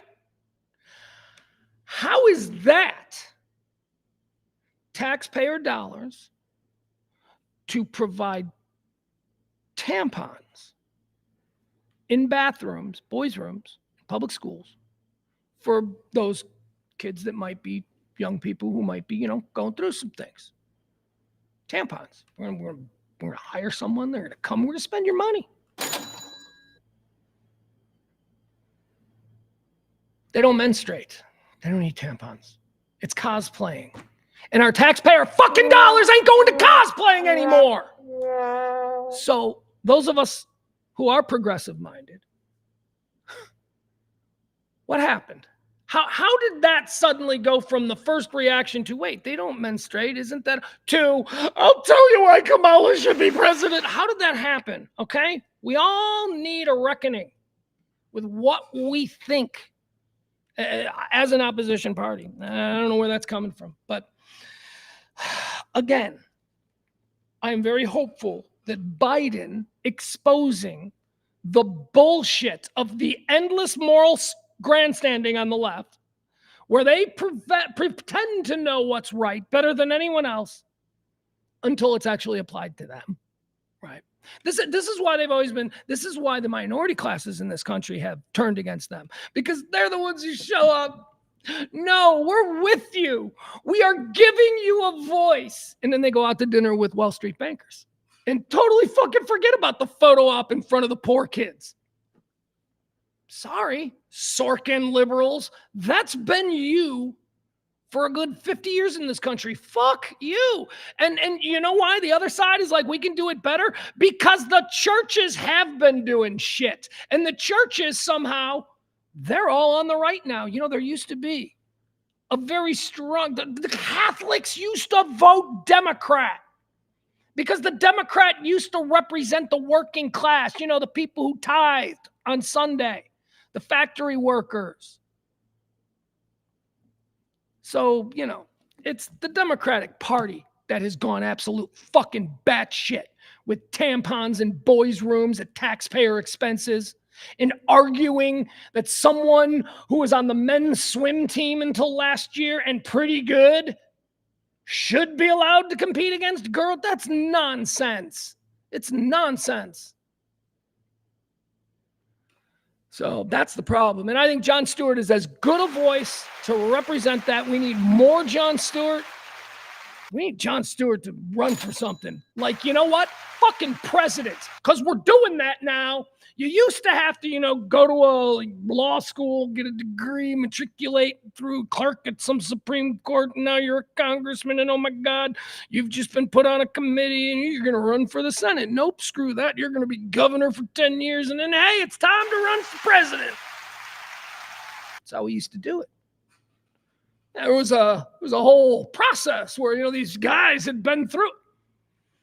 They don't do that anymore. You know, you get a hit show on TV and suddenly it's like, The Rock should be president. So who knows? Jon Stewart. I like his voice.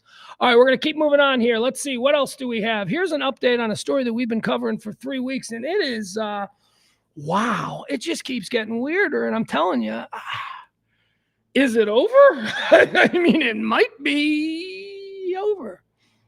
Talking about Hawaiian hottie Hana Kobayashi. Hana Kobayashi is a girl that her and her boyfriend a couple of months ago booked a trip to New York. They were going to go visit her aunt in New York. They live in Hawaii. They got on a plane. They broke up, boyfriend and girlfriend. They broke up, yet they both used the tickets, although they were not traveling together. Awkward. Now, I mention this because I want you to put a pin in that. I want you to think about, you know, if that kind of thing, getting on your plane to go on your vacation and maybe seeing your ex unexpectedly, could that freak you out? I don't know. I think maybe. Anyway, just put a pin in it. So the plane lands in Los Angeles, goes from Hawaii to Los Angeles, and then there's a connecting flight that's going to take him to JFK in New York. So the plane lands in Los Angeles, and Hana Kobayashi is seen getting off the plane. We've got the video inside the airport. There she is. Look at her. She's pretty. And then she vanishes. The boyfriend, right? The boyfriend gets on the plane to New York. He's like, we broke up months ago because she's kind of wacky, and I wanted to go to New York. So I went to New York, hung out with a friend of mine. So we're all thinking immediately, what do you mean she went missing? And you say the boyfriend is on the plane, right? So that's, nah, he's fine. He went to New York. He landed in New York. He partied in bars. You know, he's time-stamped. We got him. He's fine. He didn't do nothing. They got him in the airport, walking from his plane to the other. He didn't do nothing. So Hana Kobayashi disappears into the darkness of LA, apparently. They lose track of her on cameras. She does, I think she texts or she posts something on Instagram or texts a friend, something weird. Not giving any context to what she's doing, but just I'm at a LeBron James event in Los Angeles at the Staples Center. That was the text. So the people in her life who love her, who are wondering why she didn't continue on and what is she doing in LA, they're like, what's going on? This doesn't seem right. So now she breaks off all contact. We got a full-fledged missing person thing. The mystery of Hana Kobayashi began. This is 3 weeks ago now. Tragedy last week. Absolute tragedy. So sad. Her dad in Hawaii, who apparently was estranged from her much of her life, who had only recently, in the last few years, reconnected.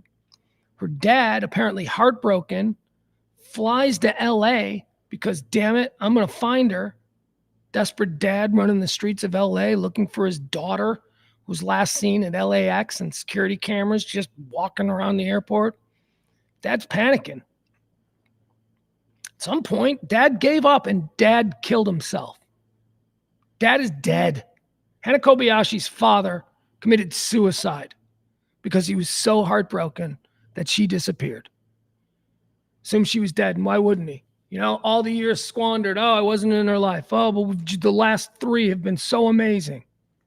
Now she's gone. Fuck you, God. Whatever it is. And he kills himself.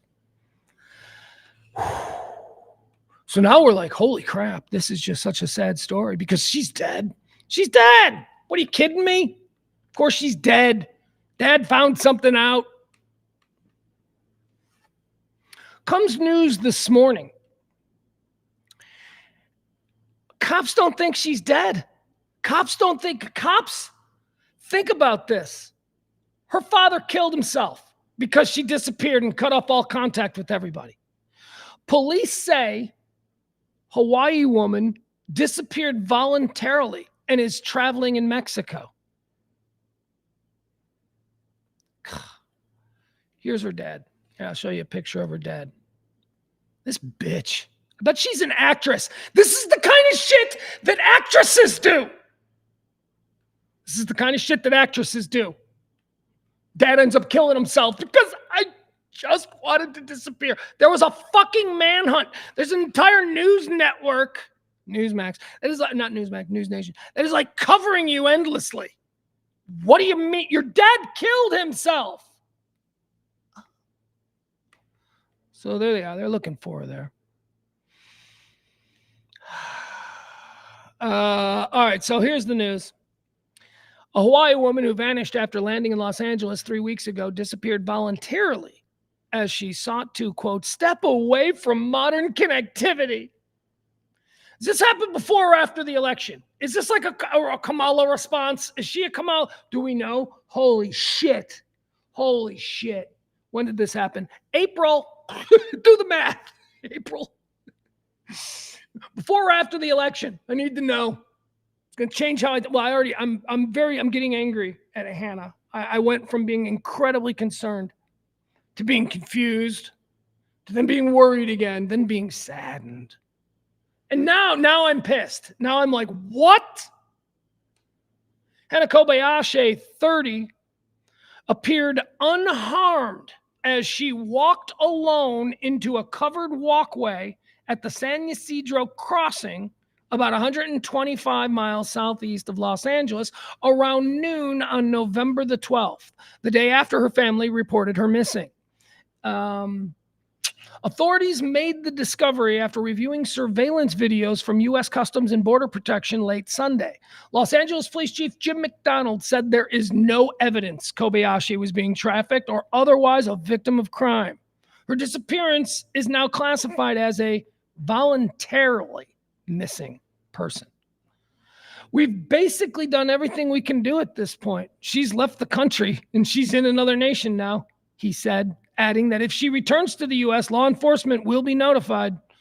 McDonald said she has a right to her privacy, but urged her to reach out to her family or law enforcement. He says a simple message could reassure those who care about her. He explained that the missing person case will remain active until her safety is confirmed.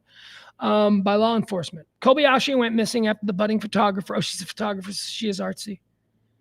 Maybe wanted to be an actress. No, she's a photographer. Whatever. Family members assume she was on a standby flight, blah, blah, blah. Supposed to be visiting her aunt. On November 11th, the family received strange and cryptic text messages from her phone that referred to her being intercepted as she got on a metro train and being scared that someone might be stealing her identity.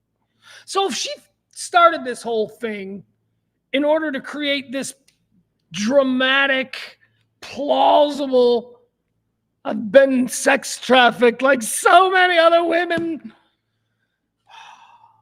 I don't know. This is ugly. I think this has got Smollett vibes, if you know what I mean. And unfortunately, in this case, we got a dead father. And as a father, let me tell you, my kid ever fucked with me to this degree, I'd fucking kill him. And he knows it. That's why he wouldn't.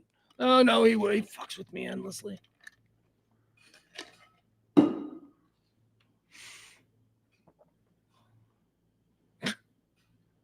It's not above him to do shit like, text me.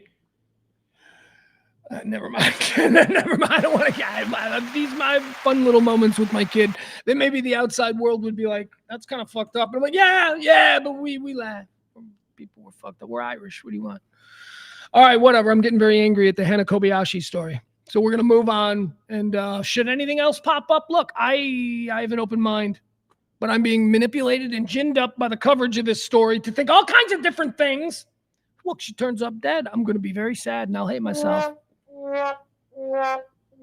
So are the perils of the open mind. I gotta stay open. But right now, I'm starting to think that she's a horrible actress wannabe who's doing like bullshit, performative. Somebody pay attention to me, but claiming the opposite. I'm trying to just disconnect. Okay, you didn't think there'd be a manhunt? You're a hot chick from a loving family who's traveling to see your aunt. You didn't think anybody'd be like, she didn't make it. You bitch. All right, we got a sentencing in a story we talked about last year. Actually, it was more than this, about a year and a half ago. Remember this beautiful young couple that got married on the beach there in South Carolina? Oh, they got married on the beach. Beautiful. Oh my God, they were gorgeous. They're hot people. They're like a hot porn couple. You're like, woo, look at them. And so I don't know. Part of the wedding deal is that they were going to leave the resort. The reception at the resort. They leave on a golf cart, waving goodbye to everybody, and it takes them probably to like their private resort cabana where they can do wedding night stuff. And there was a little path, a little golf cart path along the beach, very romantic, that was taking them from the reception to their suite or whatever cabana. I don't know. I'm not rich and fancy. I don't know what those things are called. Best I ever got was a cabana, and that's not a room. That's just a covering. So they're on their honeymoon joyride, I guess, and they're going down the beach, and they're in the back of the little golf cart, and they're probably thinking this is the start of the rest of our life. Then drunky Mitch Hick bitch comes roaring down in her car. 0.26 blood alcohol. I gotta take a shortcut home. 80 miles an hour, maybe 65. I don't know. I think it's 65. 80 sounds better. 65 miles an hour in a car on a golf cart path in the dark. She kills him. Kills the bride instantly. The bride goes 100 yards, the police report says. 100 yards, the bride was thrown. Jesus, she died. The groom, suddenly single. Hey, look at you. Ladies, he's available. He got all screwed up too. He's like bad, but he's okay. He's like he's, bad though, like therapy the rest of his life back and all that, messed up. Anyway, drunky Mick taking the shortcut bitch. She has been sentenced to 25 years in prison. The woman driving drunk who killed a bride still wearing her wedding dress has been sentenced to 25 years in prison. Let's take a look at this sad, sorry bitch. Try and figure out her story. Boom, there she is. Look at her. She's sad. She should be. That's good. Points in her. column. Sad, be sad. Be sad. It's the least you can do. Unless, you're sad because you've just been sentenced to 25 years in prison, then it's all about you again, which harkens back to that night you decided to take a shortcut on a street you knew could have golf carts. It's all about you. Rolling the dice, drunky McDrunk bitch. All right, let's find out her story. Let's see what her deal is now that we've seen her. Now that we know what she looks like. She's just drunk. She's just drunk 2 a.m. bar skank. That's what she is. She's all dressed up nice for court, but she is drunk, talking shit to people, bar skank. A woman who admitted to drinking and who was driving well over twice the speed limit when she smashed into a golf cart, killing a bride who had just gotten married at a South Carolina beach resort, was sentenced Monday to 25 years in prison. Jamie Lee Komorowski pled guilty at the let's not waste any time, pled guilty at the Charleston County Courthouse to reckless homicide, felony DUI causing death, and 2 counts of felony DUI causing great bodily injury before her sentencing. Let's see. Also hurt in the 2023 crash was the groom, Eric Hutchinson, who cried in court as he recalled the last moments he spent with Samantha Miller. Some of their only moments as husband and wife. He says, are you ready? You got the Kleenex? He said, on the golf cart, she told me she didn't want the night to end. And as I kissed her on the forehead, everything changed. Next thing I remember, I was waking up in the hospital. Oh my God. We all got shit, right? We all have the tragedy of our lives, and they're all, if we're lucky, they're minor ones that occur every 7 years or so. If we're unlucky, we have a major one. Your kid's killed in a drunk driving accident. Your mom is shot at the target, when some dude decides to go Allah Akbar or something. It's good to keep those to a minimum. This is a big one. This is your wife is killed, and oh my God, and then you get... Okay, well, she's in jail for 25 years, so probably be out in 10. Says she knows she's got a problem. Says the drink has ruined her life. Yeah, I'd say so. Drink has ruined your life. All right, what else do we have here? Let's get into the Trevor Lawrence stuff, right? We got a little bit of a cleanup to do with Trevor Lawrence. He got hurt the other day in the game against the Texans. Let's see. What do we have any... He's definitely concussion. I mean, obviously, we saw that, the fencing position. He went, when he got hit. But there's been a lot of talk about Aziz, right? Aziz Al-Shahir, I think. Yeah, I'm sorry. Look, I don't care how good you are or how notorious you are for throwing bad hits. If you don't have a name that is Western and biblically based, I am probably going to struggle with it. It doesn't mean I don't respect a different culture. It means that my life history hasn't provided me all that many opportunities to, read a name like Aziz Al-Shahir, quite in the same frequency as maybe a guy named Bob Smith, right? Okay, it's no disrespect. So we're going to call him Al-Shahir. I'm trying. We'll figure this out. No hate.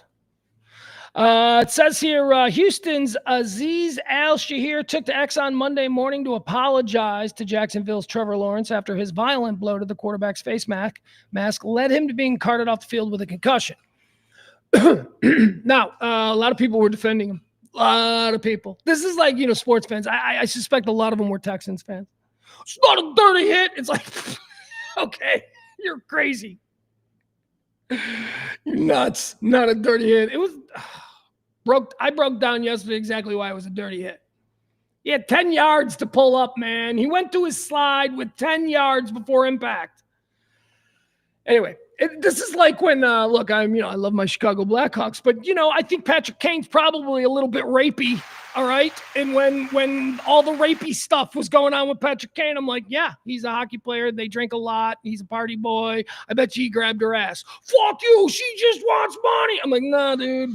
Nah, come on. He's got rapey vibes. I love the Blackhawks too, but he's got rapey vibes. He's not a rapist. Fans are stupid. Fans just completely. I'll tell you, I'll preach chapter and verse about what a dickhead Michael Jordan is. Enjoyed watching him play. It's my favorite Bull of all time. Actually, that's not true. Joakim Noah is my favorite Bull of all time. But Michael, but he's an asshole. I'm not going to defend him. Whoa, what do you mean? He's just got opinions. No, he's mean. He's a mean jerk who's really good at basketball. I don't need him to be a good dinner companion. I just need him to score 40, okay? But anyway, so it was a dirty hit. And all you Houston fans, you idiots, you ought to feel embarrassed because you know who's basically saying it's a dirty hit? Is Aziz Al-Shir himself. He's like, I'm sorry. I don't want to hurt anybody. And here's what he said. Let's see here. In a long post, Al-Shir was ejected for the hit, said that he didn't see Lawrence sliding until it was too late and that it happened in the blink of an eye before saying that he was very sorry for the hit. To Trevor, I genuinely apologize to you for what ended up happening, Al-Shir wrote. Before the game, we spoke, and I told you how great it was to see you back out on the field, and I wished you well. I would never want to see another player hurt because of a hit that I put on him, especially one that was ruled late and unnecessary. For this, I'm sorry. I mean, look, good kid, man. That's a good kid. Now, he's a dirty son of a bitch, okay? He laid a hit on Caleb this year. I'm fully familiar with this son of a bitch. So maybe he just, you fine him enough because that's really all that's going to matter. Fine him, maybe suspend him another game. I don't know, but that's good. That's what we want to hear. None of this stupid, well, these rules are, this is how we play football. Leave that to the stupid meatball fans of the Texans because you're going to hear all kinds of it. It's good that the player himself is actually like, yeah, man, it was unnecessary, and I apologize. Look, football's a crazy sport, man. These are animals who are all hopped up like idiots, okay? They get themselves into a frenzy. They go berserker. So in the moment, what if he's a dumb guy? Dumb guys don't process their emotions all that well, especially in the blink of an eye. This is going to be a problem with football players. Football players are going to lay dirty hits on people that in the moment they decide is football, and then they immediately regret because they come back down to earth and they're like, God damn, I could have hurt somebody. People are complicated. It's the ones who lay the hit who are like, fucking football, are the ones we got to be worried about. But this guy, he's taking responsibility. Now, he does have a body of work that suggests that this is how he plays. So maybe we need to see, maybe a little bit better coaching. I don't know what it is. But he obviously threw a forearm that was protected by a plastic pad on his arm. He threw that at the face of Trevor Lawrence. We saw it. Lawrence clenched both fists after the hit, movements consistent with what's referred to as the fencing response, which is common during a traumatic brain injury experience. He was on the ground for several minutes as teammates came to his defense and mobbed Al-Shir. Houston coach D'Amico Ryans said that those kinds of plays are difficult for defenders to navigate. Unfortunate hits on the quarterback, Ryan said. So even the coach is like, that's unfortunate. Like, that's giving it something. It's not defending an indefensible position like so many people on Twitter, X, whatever, were. Because they're Texans fans, and when you're a fan of something, you have to become a fucking idiot all of a sudden. Unfortunate hit on the quarterback, Ryan said, but it's twofold. A lot of quarterbacks in this day and age, they try to take advantage of the rules where they slide late. Okay, you had me and you lost me, but you didn't need that second part, you asshole. You ego-driven asshole. Get in, get out. You said, why do I not run a major crisis management firm? Why am I not advising these fucking idiots on what to say? These are all to make it. That was an ego-driven decision. You are taking responsibility insofar as, getting the approval of the media, but then your ego refuses to have you take full responsibility. So then it's like, well, but some of these quarterbacks, it's their fault too. What aboutism? And also they did it first. Come on. Be a leader of men. Just say, yeah, that's unfortunate. We're working hard in football to try and eliminate those kinds of plays. And anybody who knows Al Shahir, they know what a passionate kid he is. I think he has reached out to Trevor. I think that they have exchanged words. And as a coach, it is my job. It is my responsibility to make sure that my players don't engage in that kind of football. Boom! That coach gets a 5-year contract as a leader of men. But no. You know who says what I just said? Dan Campbell. That's a Dan fucking Campbell speech. You know who doesn't? A guy who's like, I don't know, I'm not really secure in my job. And my God, we were really good last year and people were expecting a lot this year. And I don't know, maybe the Texans aren't as good as people think. So I need to protect myself. Be a man. Don't say something right and then say something wrong. Al Shahir was ejected for an illegal hit on the quarterback. Al Shahir was leaving the field. Fans started screaming at him. Jaguars veteran guard Brandon Scherf joined in the yelling, prompting another altercation with Al Shahir. Texans teammate Will Anderson then grabbed Shahir and was escorting him off the field when a fan threw a bottle and hit Anderson in the helmet. That's why you keep your helmet on. Will Anderson's no dummy. Will Anderson, almost a bear. I really wanted Will Anderson. He wasn't almost a bear. I mean, we weren't going to take Will Anderson over Caleb, okay? But he was someone we were like, if we keep Justin, we should get Will Anderson, trade number 9. Look, there were all kinds of recipes for what we could have done. Anyway, I studied a lot of tape of Will Anderson in college. I happen to like him as a player. Will Anderson left his helmet on and he escorted Al Shahir off. The fan who threw the bottle was ejected. Later in a post on X, Al Shahir said that he understood why Jacksonville players came to the defense of Trevor Lawrence in the brawl following the hit. He said, I can understand you having his back and defending him in a situation like that, Al Shahir wrote. But Ryans criticized the response of the Jaguars after the hit. Okay, so coach is now going to put it on. Okay, fuck it. We don't have time for that. That's not the way.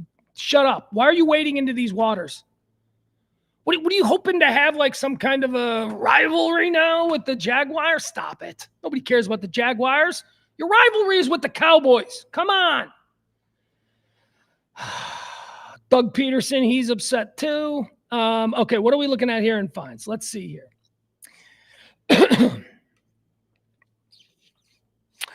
Jaguars coach Doug Peterson said Sunday it was a play that really has no business in the NFL. And Ryan said that's not the kind of play that we are coaching. Okay. Last week, Al Shahir was flagged and later fined $11,255 for a weird random amount. Really?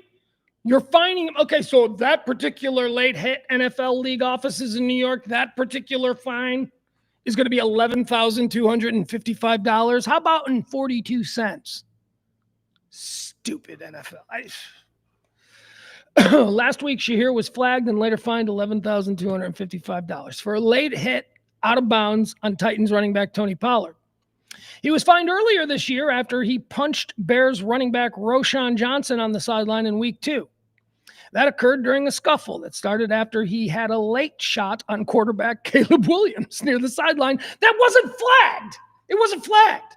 It was so bullshit. It was a late hit out of bounds on Caleb that wasn't flagged, and it was so late that other Bears came to their quarterback's rescue, at which point he threw a punch at Roschon Johnson. That drew the flag, not the hit on the quarterback. I mean, we know he throws dirty late hits. That's how he plays, and that's a problem. And maybe now that everyone's appalled at something he did, maybe he'll change. Okay, who knows?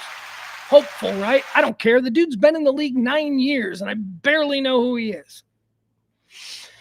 Randy Moss got a problem. Randy Moss, more football talk. Randy Moss,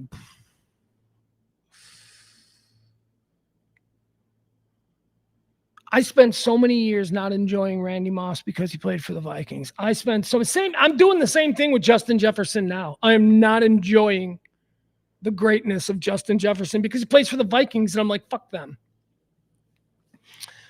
Randy Moss, man. Woo. I mean, I always say my son is huge with lists. So my top 3 wide receivers of all time are Calvin Johnson, number 1, Jerry Rice, number 2, Randy Moss, number 3. Randy Moss was a beast of a wide receiver.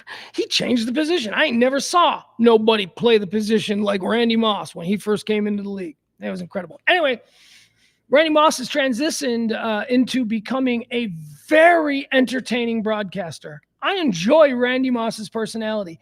Who knew? Who knew?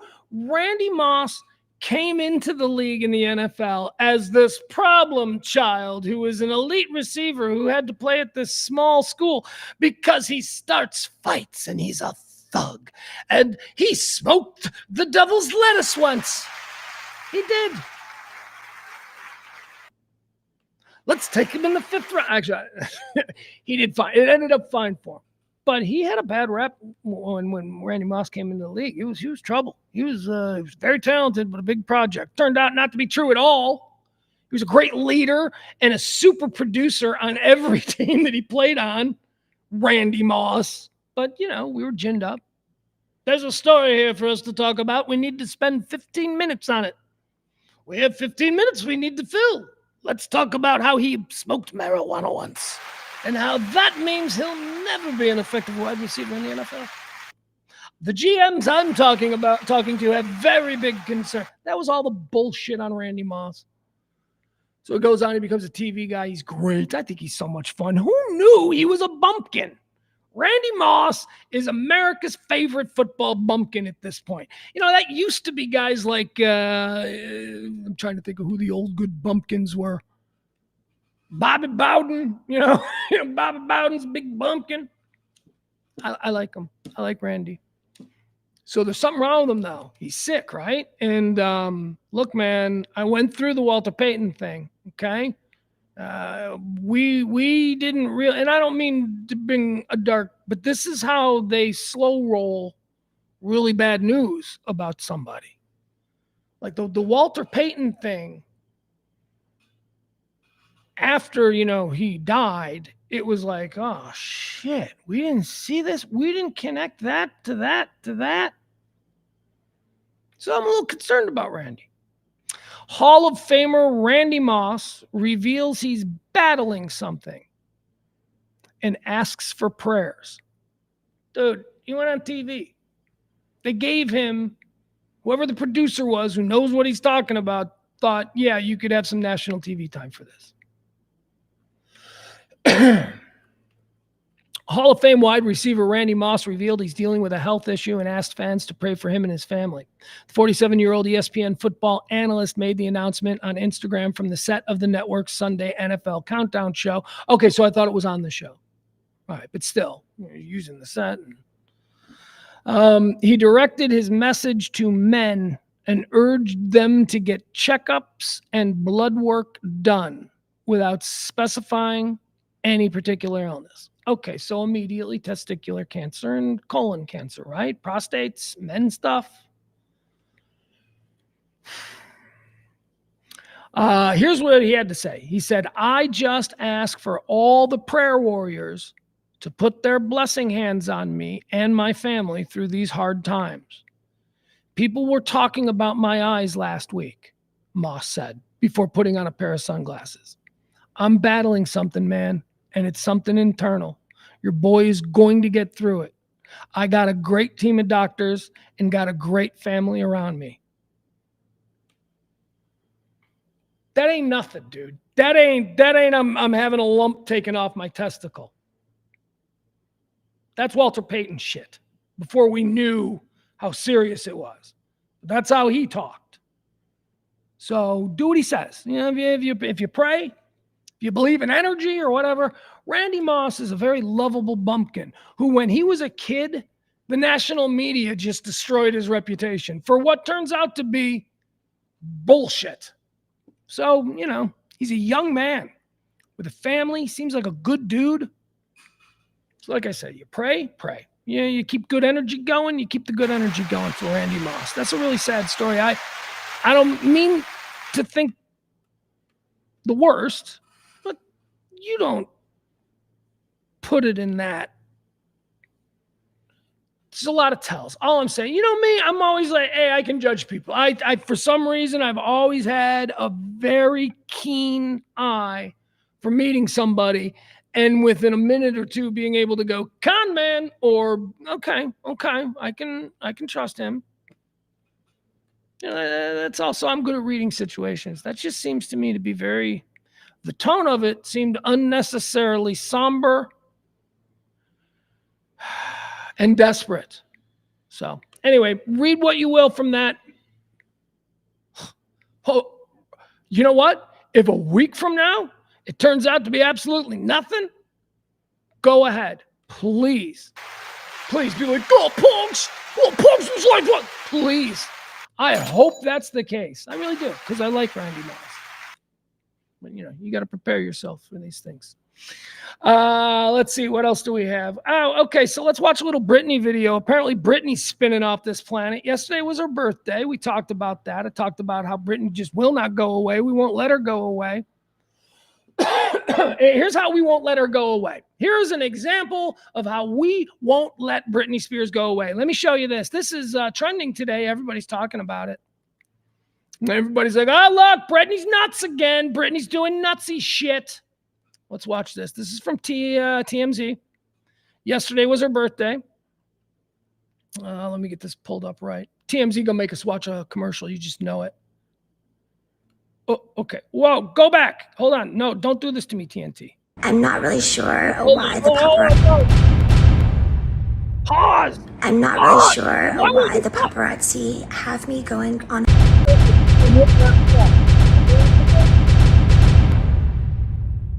I'm not really sure why the paparazzi have me going on a plane looking like I'm wearing a Jason mask. It doesn't even look like me. I don't know why I have a torch in my hand, honestly. I think my friend accidentally gave that to me. But anyways, it's my birthday. I'm not turning 42. I'm turning 5 this year. I'm turning 5 years old. And I have to go to kindergarten tomorrow. Baby strawberry, a very, very cute baby cake that my friend, it really kind of hurts my feelings that the paparazzi make my face look like I'm wearing like a white Jason mask. It doesn't even look like me. They've always been incredibly cruel to me, the paparazzi in pictures and the way they've illustrated me to be in. Some of it, I know I'm not perfect at all by any means, but some of it is extremely mean and cruel. And that's why I've moved to Mexico. All right. There she is. Okay. So yesterday when we were talking about Britney's birthday, I think it was in comparison to Nelly Furtado, right? It was Nelly Furtado's birthday. And I'm like, it's Nelly Furtado's birthday. We forgot about her. And then the next one was, it's Britney Spears' birthday. We can't forget about her. They won't let us forget about her. We would all like to just leave Britney to be Britney. But no, for some reason, she is just fuel for the gin machine, getting us all excited. So here's why Britney and why we're playing this. Because she did that yesterday on her birthday, and it's now being put around. Britney Spears loses her mind. She thinks she's 5 years old. She's crazy. Someone get her help. So there are like thousands of, please, someone get her help. Please get her help. Oh, she thinks she's 5 years old. Britney has lost her mind. Oh, please, someone get her help. That's it. Here's why these stories go out. These stories go out because they know that there are people who are going to respond that way, because people like to be the ones pointing out that other people need help. People love that. It's all part of the moral grandstanding. Please, if I was in her life, I would be at her side. Someone get her help. It's that bullshit. So that's why these stories get churned up. They're not real. Okay? Britney hasn't lost her mind. Well, I mean, not to any more or less extent than she has for the last 10 years. Britney's nuts, but she's not dangerous nuts. Britney's fun nuts. Britney's gonna blow through all of her money. You know, she's gonna marry like 5 more guys before she's 60. She's just nuts fun, okay? She's doing Instagram where she's in a bikini with knives. Cool. Why is that a problem? I seriously, I'm begging to find the problem here. She is like a billionaire 40-year-old who's bored to shit, and she has discovered that every time she does anything, the Star, the Globe, the Inquirer, TMZ, whatever, you guys will just fall all over your dicks to try and figure out what she's doing. She's having fun. She's a weird chick with a lot of money who's just having fun. Leave her alone. She doesn't think she's 5 years old. Okay, Britney thinks she's 5 years old. Here's the video. She doesn't think she's 5 years old. She's fucking around. She's doing a character. Have you never spent time around actresses? Okay? She's creating characters. She's doing weird fucking artsy entertainer work. Stop it. She hasn't lost her mind. She doesn't really think she's 5. Ugh. But again, that's what I meant yesterday when I said we won't let her leave. We should let her leave. The whole point of this is that she's like, I'm done. I'm moving to Mexico. I'm 5 years old. I'm starting over. Dude, she began the clip. How disingenuous is the media trying to gin us up to think there's really something wrong with her? She begins the clip by saying, it's not my 43rd birthday. She begins the clip absolutely rooted in reality. And then she goes into this, I'm 5 years old. And people are like, she thinks she's 5. Stop it. You don't believe it. Nobody believes it. You're all just a bunch of parasites on this weird little freak show of a chick that used to be hot. That's all. Leave her alone. Let her go to Mexico. Let her keep making dancing bikini. I like the bikini pictures. I do. Because, you know, if you look at a whole bunch of them, you go to her Instagram page, you're like, okay. It's like the evolution of the female body. Because it all starts with the little girl, schoolgirl outfit, right? It's like, bam, look at that. And then there's Toxic where she's in leather. And you're like, bam. And then before you know it, you're looking at sloppy mom pics of a 40-year-old billionaire. And you're like, hey, that's what happens to the female body. It's interesting. Britney, keep bikini dancing with flaming swords. You got a fan. Me and James Parker. We're always like sending Britney stuff back and forth. See what she's doing now? She's got frogs. You know, she does fun stuff. All right, there you go.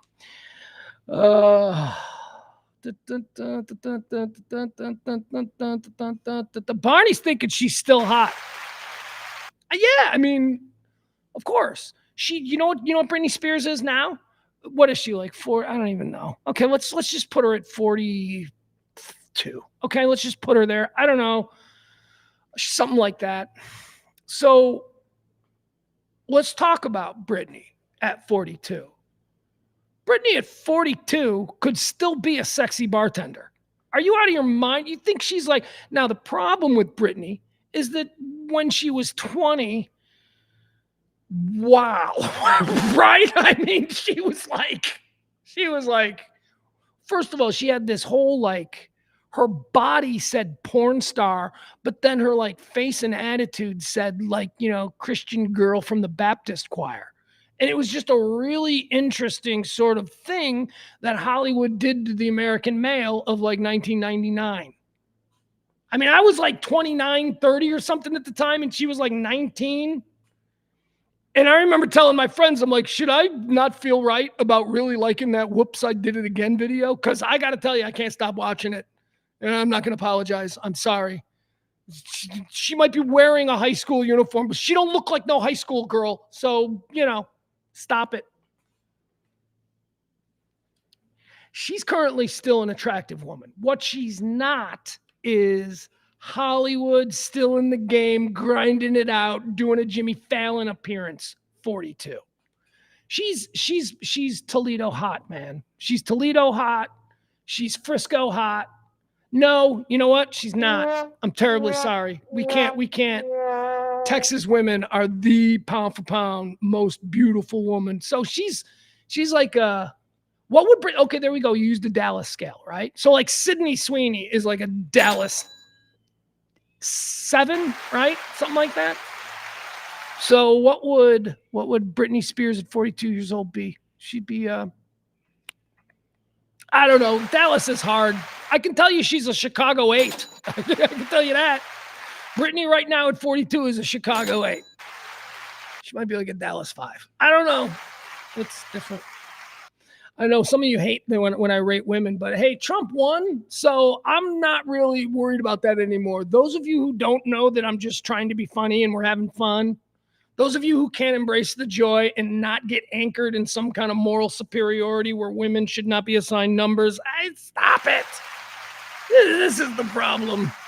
70% of us don't give a shit about that. 70% of us think it's kind of funny. And they know that I don't objectify women to that degree. I'm never going to meet Britney Spears. Met Federline. Had a really cool conversation with Federline. Kelly and I interviewed Federline at the Grammys. And we were like, he was not like what we thought. Like, you know, he gave us a little bit of the, but he was actually kind of normal, which I think made us both feel bad for him. All right, moving on. What else do we got here? We'll move on from the Britney stuff. Don't want to do that. We can save that. Here, this is exciting. I'm a big F1 fan. I like the Formula One racing. Formula One has 10 teams, 2 cars apiece, 2 drivers, 1 primary driver. One is not a backup driver, but he doesn't have the yellow on the top of his car. So when you see 2 Formula One cars that look exactly the same, look for the one with the yellow on top, the little yellow mark on the top. That's the boss. That's the main car. Anyway, point is this. For years and years, Formula One had a starting grid of 20 cars. It's very important to get in the top 10. It's not just important to win in Formula One. You want a podium. That's good. That's 1, 2, or 3. But really, when you start the race, your goal, you got to get in the top 10. You got to get points. You can't leave a race without points, and only teams in the top 10 get points. So 10 and 10, 20 cars of 10 teams. 10 teams have 2 cars each. That always made sense, but they're expanding. Okay, so now we've got an 11th team. And I would normally, as an F1 fan, be upset about an 11th team. I'm like, are you kidding me? We're gonna keep the Stroll family involved. We can't kick them out and just give somebody else their no, but they've added an 11th team. That was some inside F1 commentary for anybody who's a F1 fan. I hate Lance Stroll. I hate him, and I hate his dad even more. So we got an 11th team, and I'm okay with it because of one thing. It's an American team. I want more of an American automobile presence in F1. Who do we got? We had Haas. But Haas went under, right? Haas ain't around anymore. So there's no American. Where is Ford? Where is GM? You know, where Tesla? I don't give a shit. Whatever. Where is the American car that a guy like me can root for? And how about an American driver? That'd be nice. There's a whole bunch of IndyCar guys that would love to jump into an F1 ride, and I think that's happening because the 11th F1 team. And this is kind of funny, but also kind of cool. Okay. It's funny because really, that's what we're going with? Of all the American brands, like it's not going to be Team Corvette. It's not going to be Team Mustang. It's not going to be you know what I mean? Team Cadillac. Team Cadillac is coming into F1. Team Cadillac is fronted by the Andretti family, which is very cool. Mario Andretti is going to be the representative of the team. Something squirrely happened with Michael Andretti, another great IndyCar legend with his father, Mario. Michael somehow got axed out of this deal. I don't know what's happening here, but here's the story.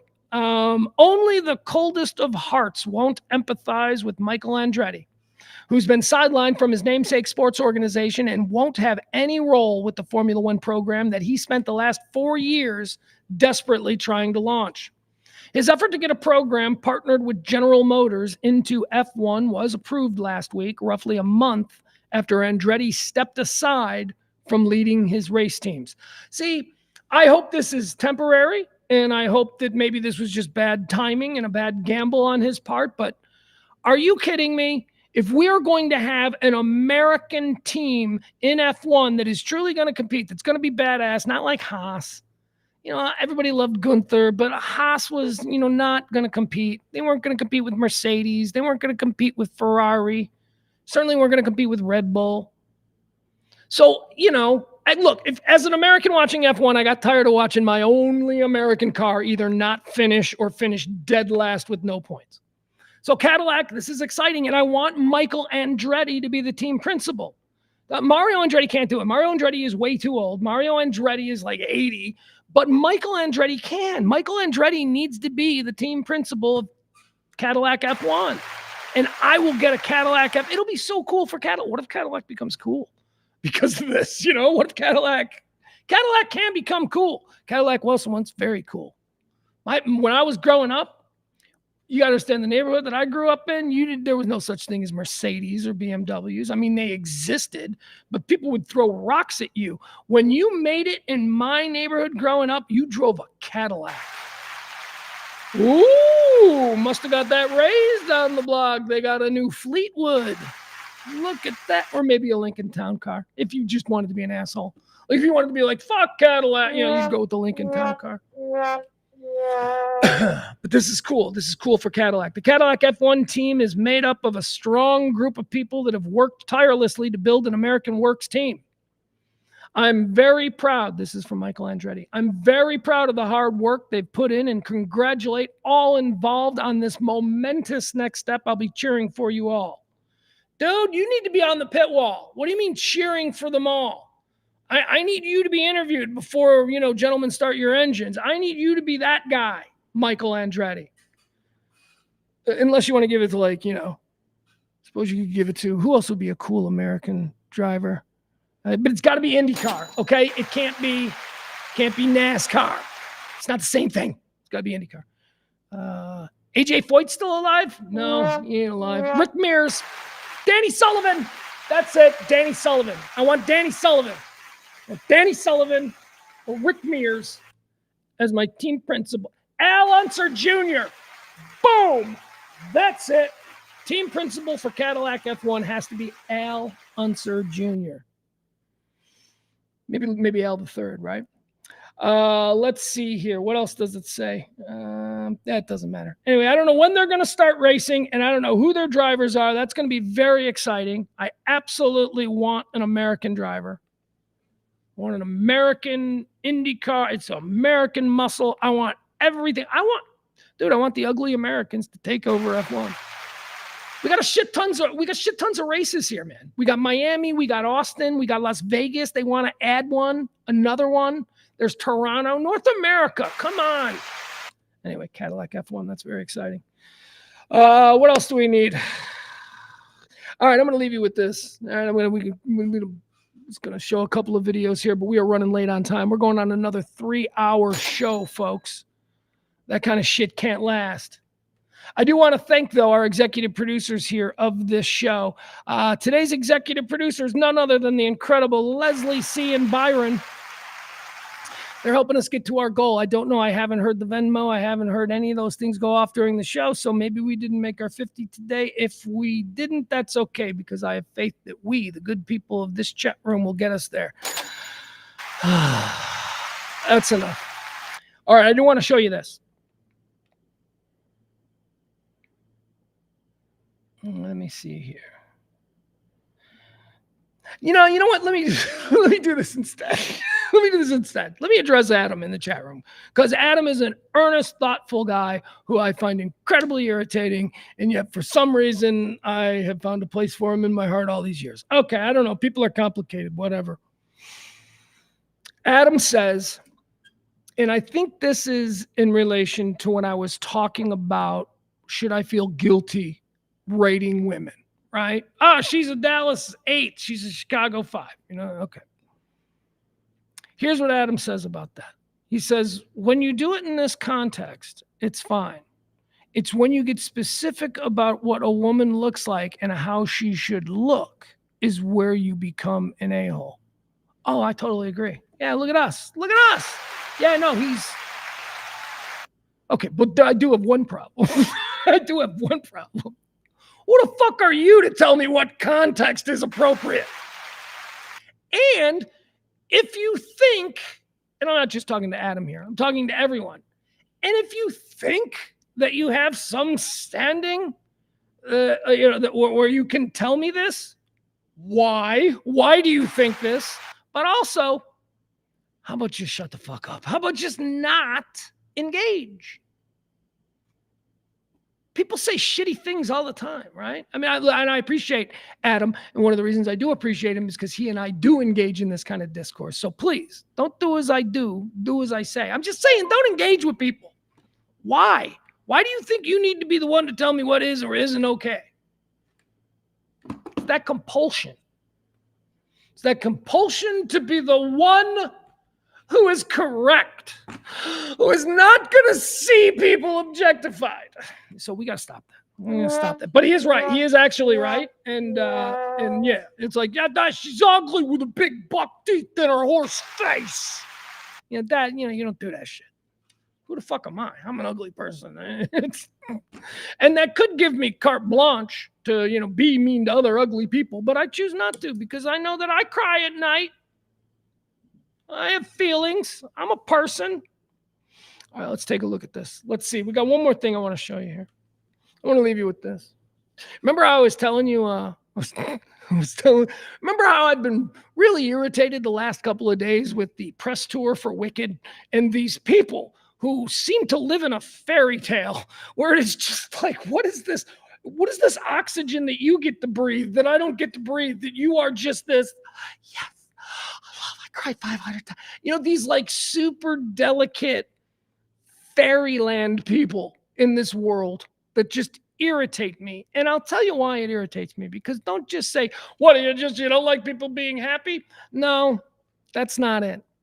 What I dislike is that there is such an imbalance between the people who get to experience the fairy tale life and the rest of us who are out here looking at these fools going, are you fucking kidding me? Are you kidding? Just dial it back. You can be cool without being a complete over-the-top weirdo. Okay? That's all it is. I'm glad they're happy. Dial it back, weirdos. That's all. And by the way, you know me. I like weirdos. I'm totally comfortable with a certain degree of weirdo-ness. But when your weirdness becomes irritating, it stops being interesting and becomes a problem. So I found another example of people who are living in this fairy tale world. And this one is cringe too. This one concerns Kamala Harris's stepdaughter. You remember the one that I said they're going to keep her hidden. We didn't see any of her. They kept her hidden because she is not what Nebraska wants to think is going to be walking around the White House. She just ain't that. She just ain't it. She's just a little bit too eccentric. Might I put it in less broad terms? She's too Brooklyn. Okay, she's too Brooklyn. And I got to show you this video. Show this video of her and another woman who, I don't even know who this other woman is. If I lived in this fairyland, I might know who this other woman is. This other woman may in fact be the queen of fairyland. I have no idea. But she seems to, here's what I think. Maybe she's some famous New York book editor or something that all people in this society see and are like, oh, it's so great to meet you. Anyway, it's an interaction on what appears to be a red carpet between these two incredibly irritating citizens of fairyland. Okay? Here we go. Telling you this wicked shit is epidemic and we need to stop it because these people are just completely just off their rocker. Oh my God, you guys. All right, here we go. And by the way, I will point out, I took this video from an incredibly sketchy account, but that's okay. Sometimes these incredibly sketchy accounts are right, like in this case. So there you have it. There she is. That's the almost former first daughter, right? The woman who I maintained from the very beginning that they're going to keep her hidden, and they did, and that she was just a little bit too Brooklyn for Nebraska. Let's check this out. More fairy people in fairyland. Get the sound up. Such a big fan of you. Same, girl, same. I can't even believe you know who I am, and are you kidding me? I can't believe you know who I am. Well, you are like a breath of fresh air. Every kid I know is just like, knows your name, is singing your praises. The way that you play with fashion and just are unabashedly yourself is the most exciting thing I've ever seen. What are you wearing? Okay, so I'm wearing Coach tonight, and what's so special about this is made of hand-spun yarn out of all of their old fabric swatches. They really just understood my style and my whole ethos of sustainability. What has been the biggest influence on your style? Why doesn't nobody understand my style? Why doesn't anybody understand my whole ethos? Ain't nobody got no clue what my ethos is. This woman is existing in a world where that's a thing. Let's continue with these two idiots. Most of my inspiration is like objects. I'm a collector. I have like tchotchkes all over my apartment. Same. It's a problem. No, exactly. I'm like, why do I need Tchotchke? They have tchotchkes. Like a 90-year-old Jewish woman. That's their irony. You want to know, look, I'm totally abnormal in every possible way, and I live in a totally weird world. But here's an interesting thing. I collect Hummels. I've got them everywhere. They're everywhere, like a fucking serial killer. Like, that's their way of being interesting.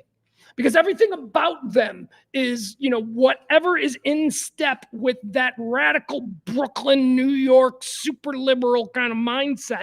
So their way to show that they're different is, look at them. They're bonding over the fact that they collect figurines like a grandma. Another figurine? Because they're cool. So like, these are all yours? No, these are Coach. Oh, okay. These are mine. Oh, what has it been like for you, this whole thing? Like, how are you feeling? I'm feeling good. I'm feeling happy to be here and just celebrate fashion, celebrate Stuart. And honestly, this feels like I'll be rooting for you and your family, and we're so honored. And you're an absolute beacon, bright light. Love it. All right. So, if you don't want to bomb it, I'm sure they're nice people. But they do not exist in the world that I exist in. Their vision of what this country is and what they want it to be is nothing like the fucking shit that we put up with every day. And that's why they are to be rounded up and mocked. Or at the very least, pointed out and ridiculed. And we don't need to do the rounding up, okay? Ain't nobody interested in any type of rounding up.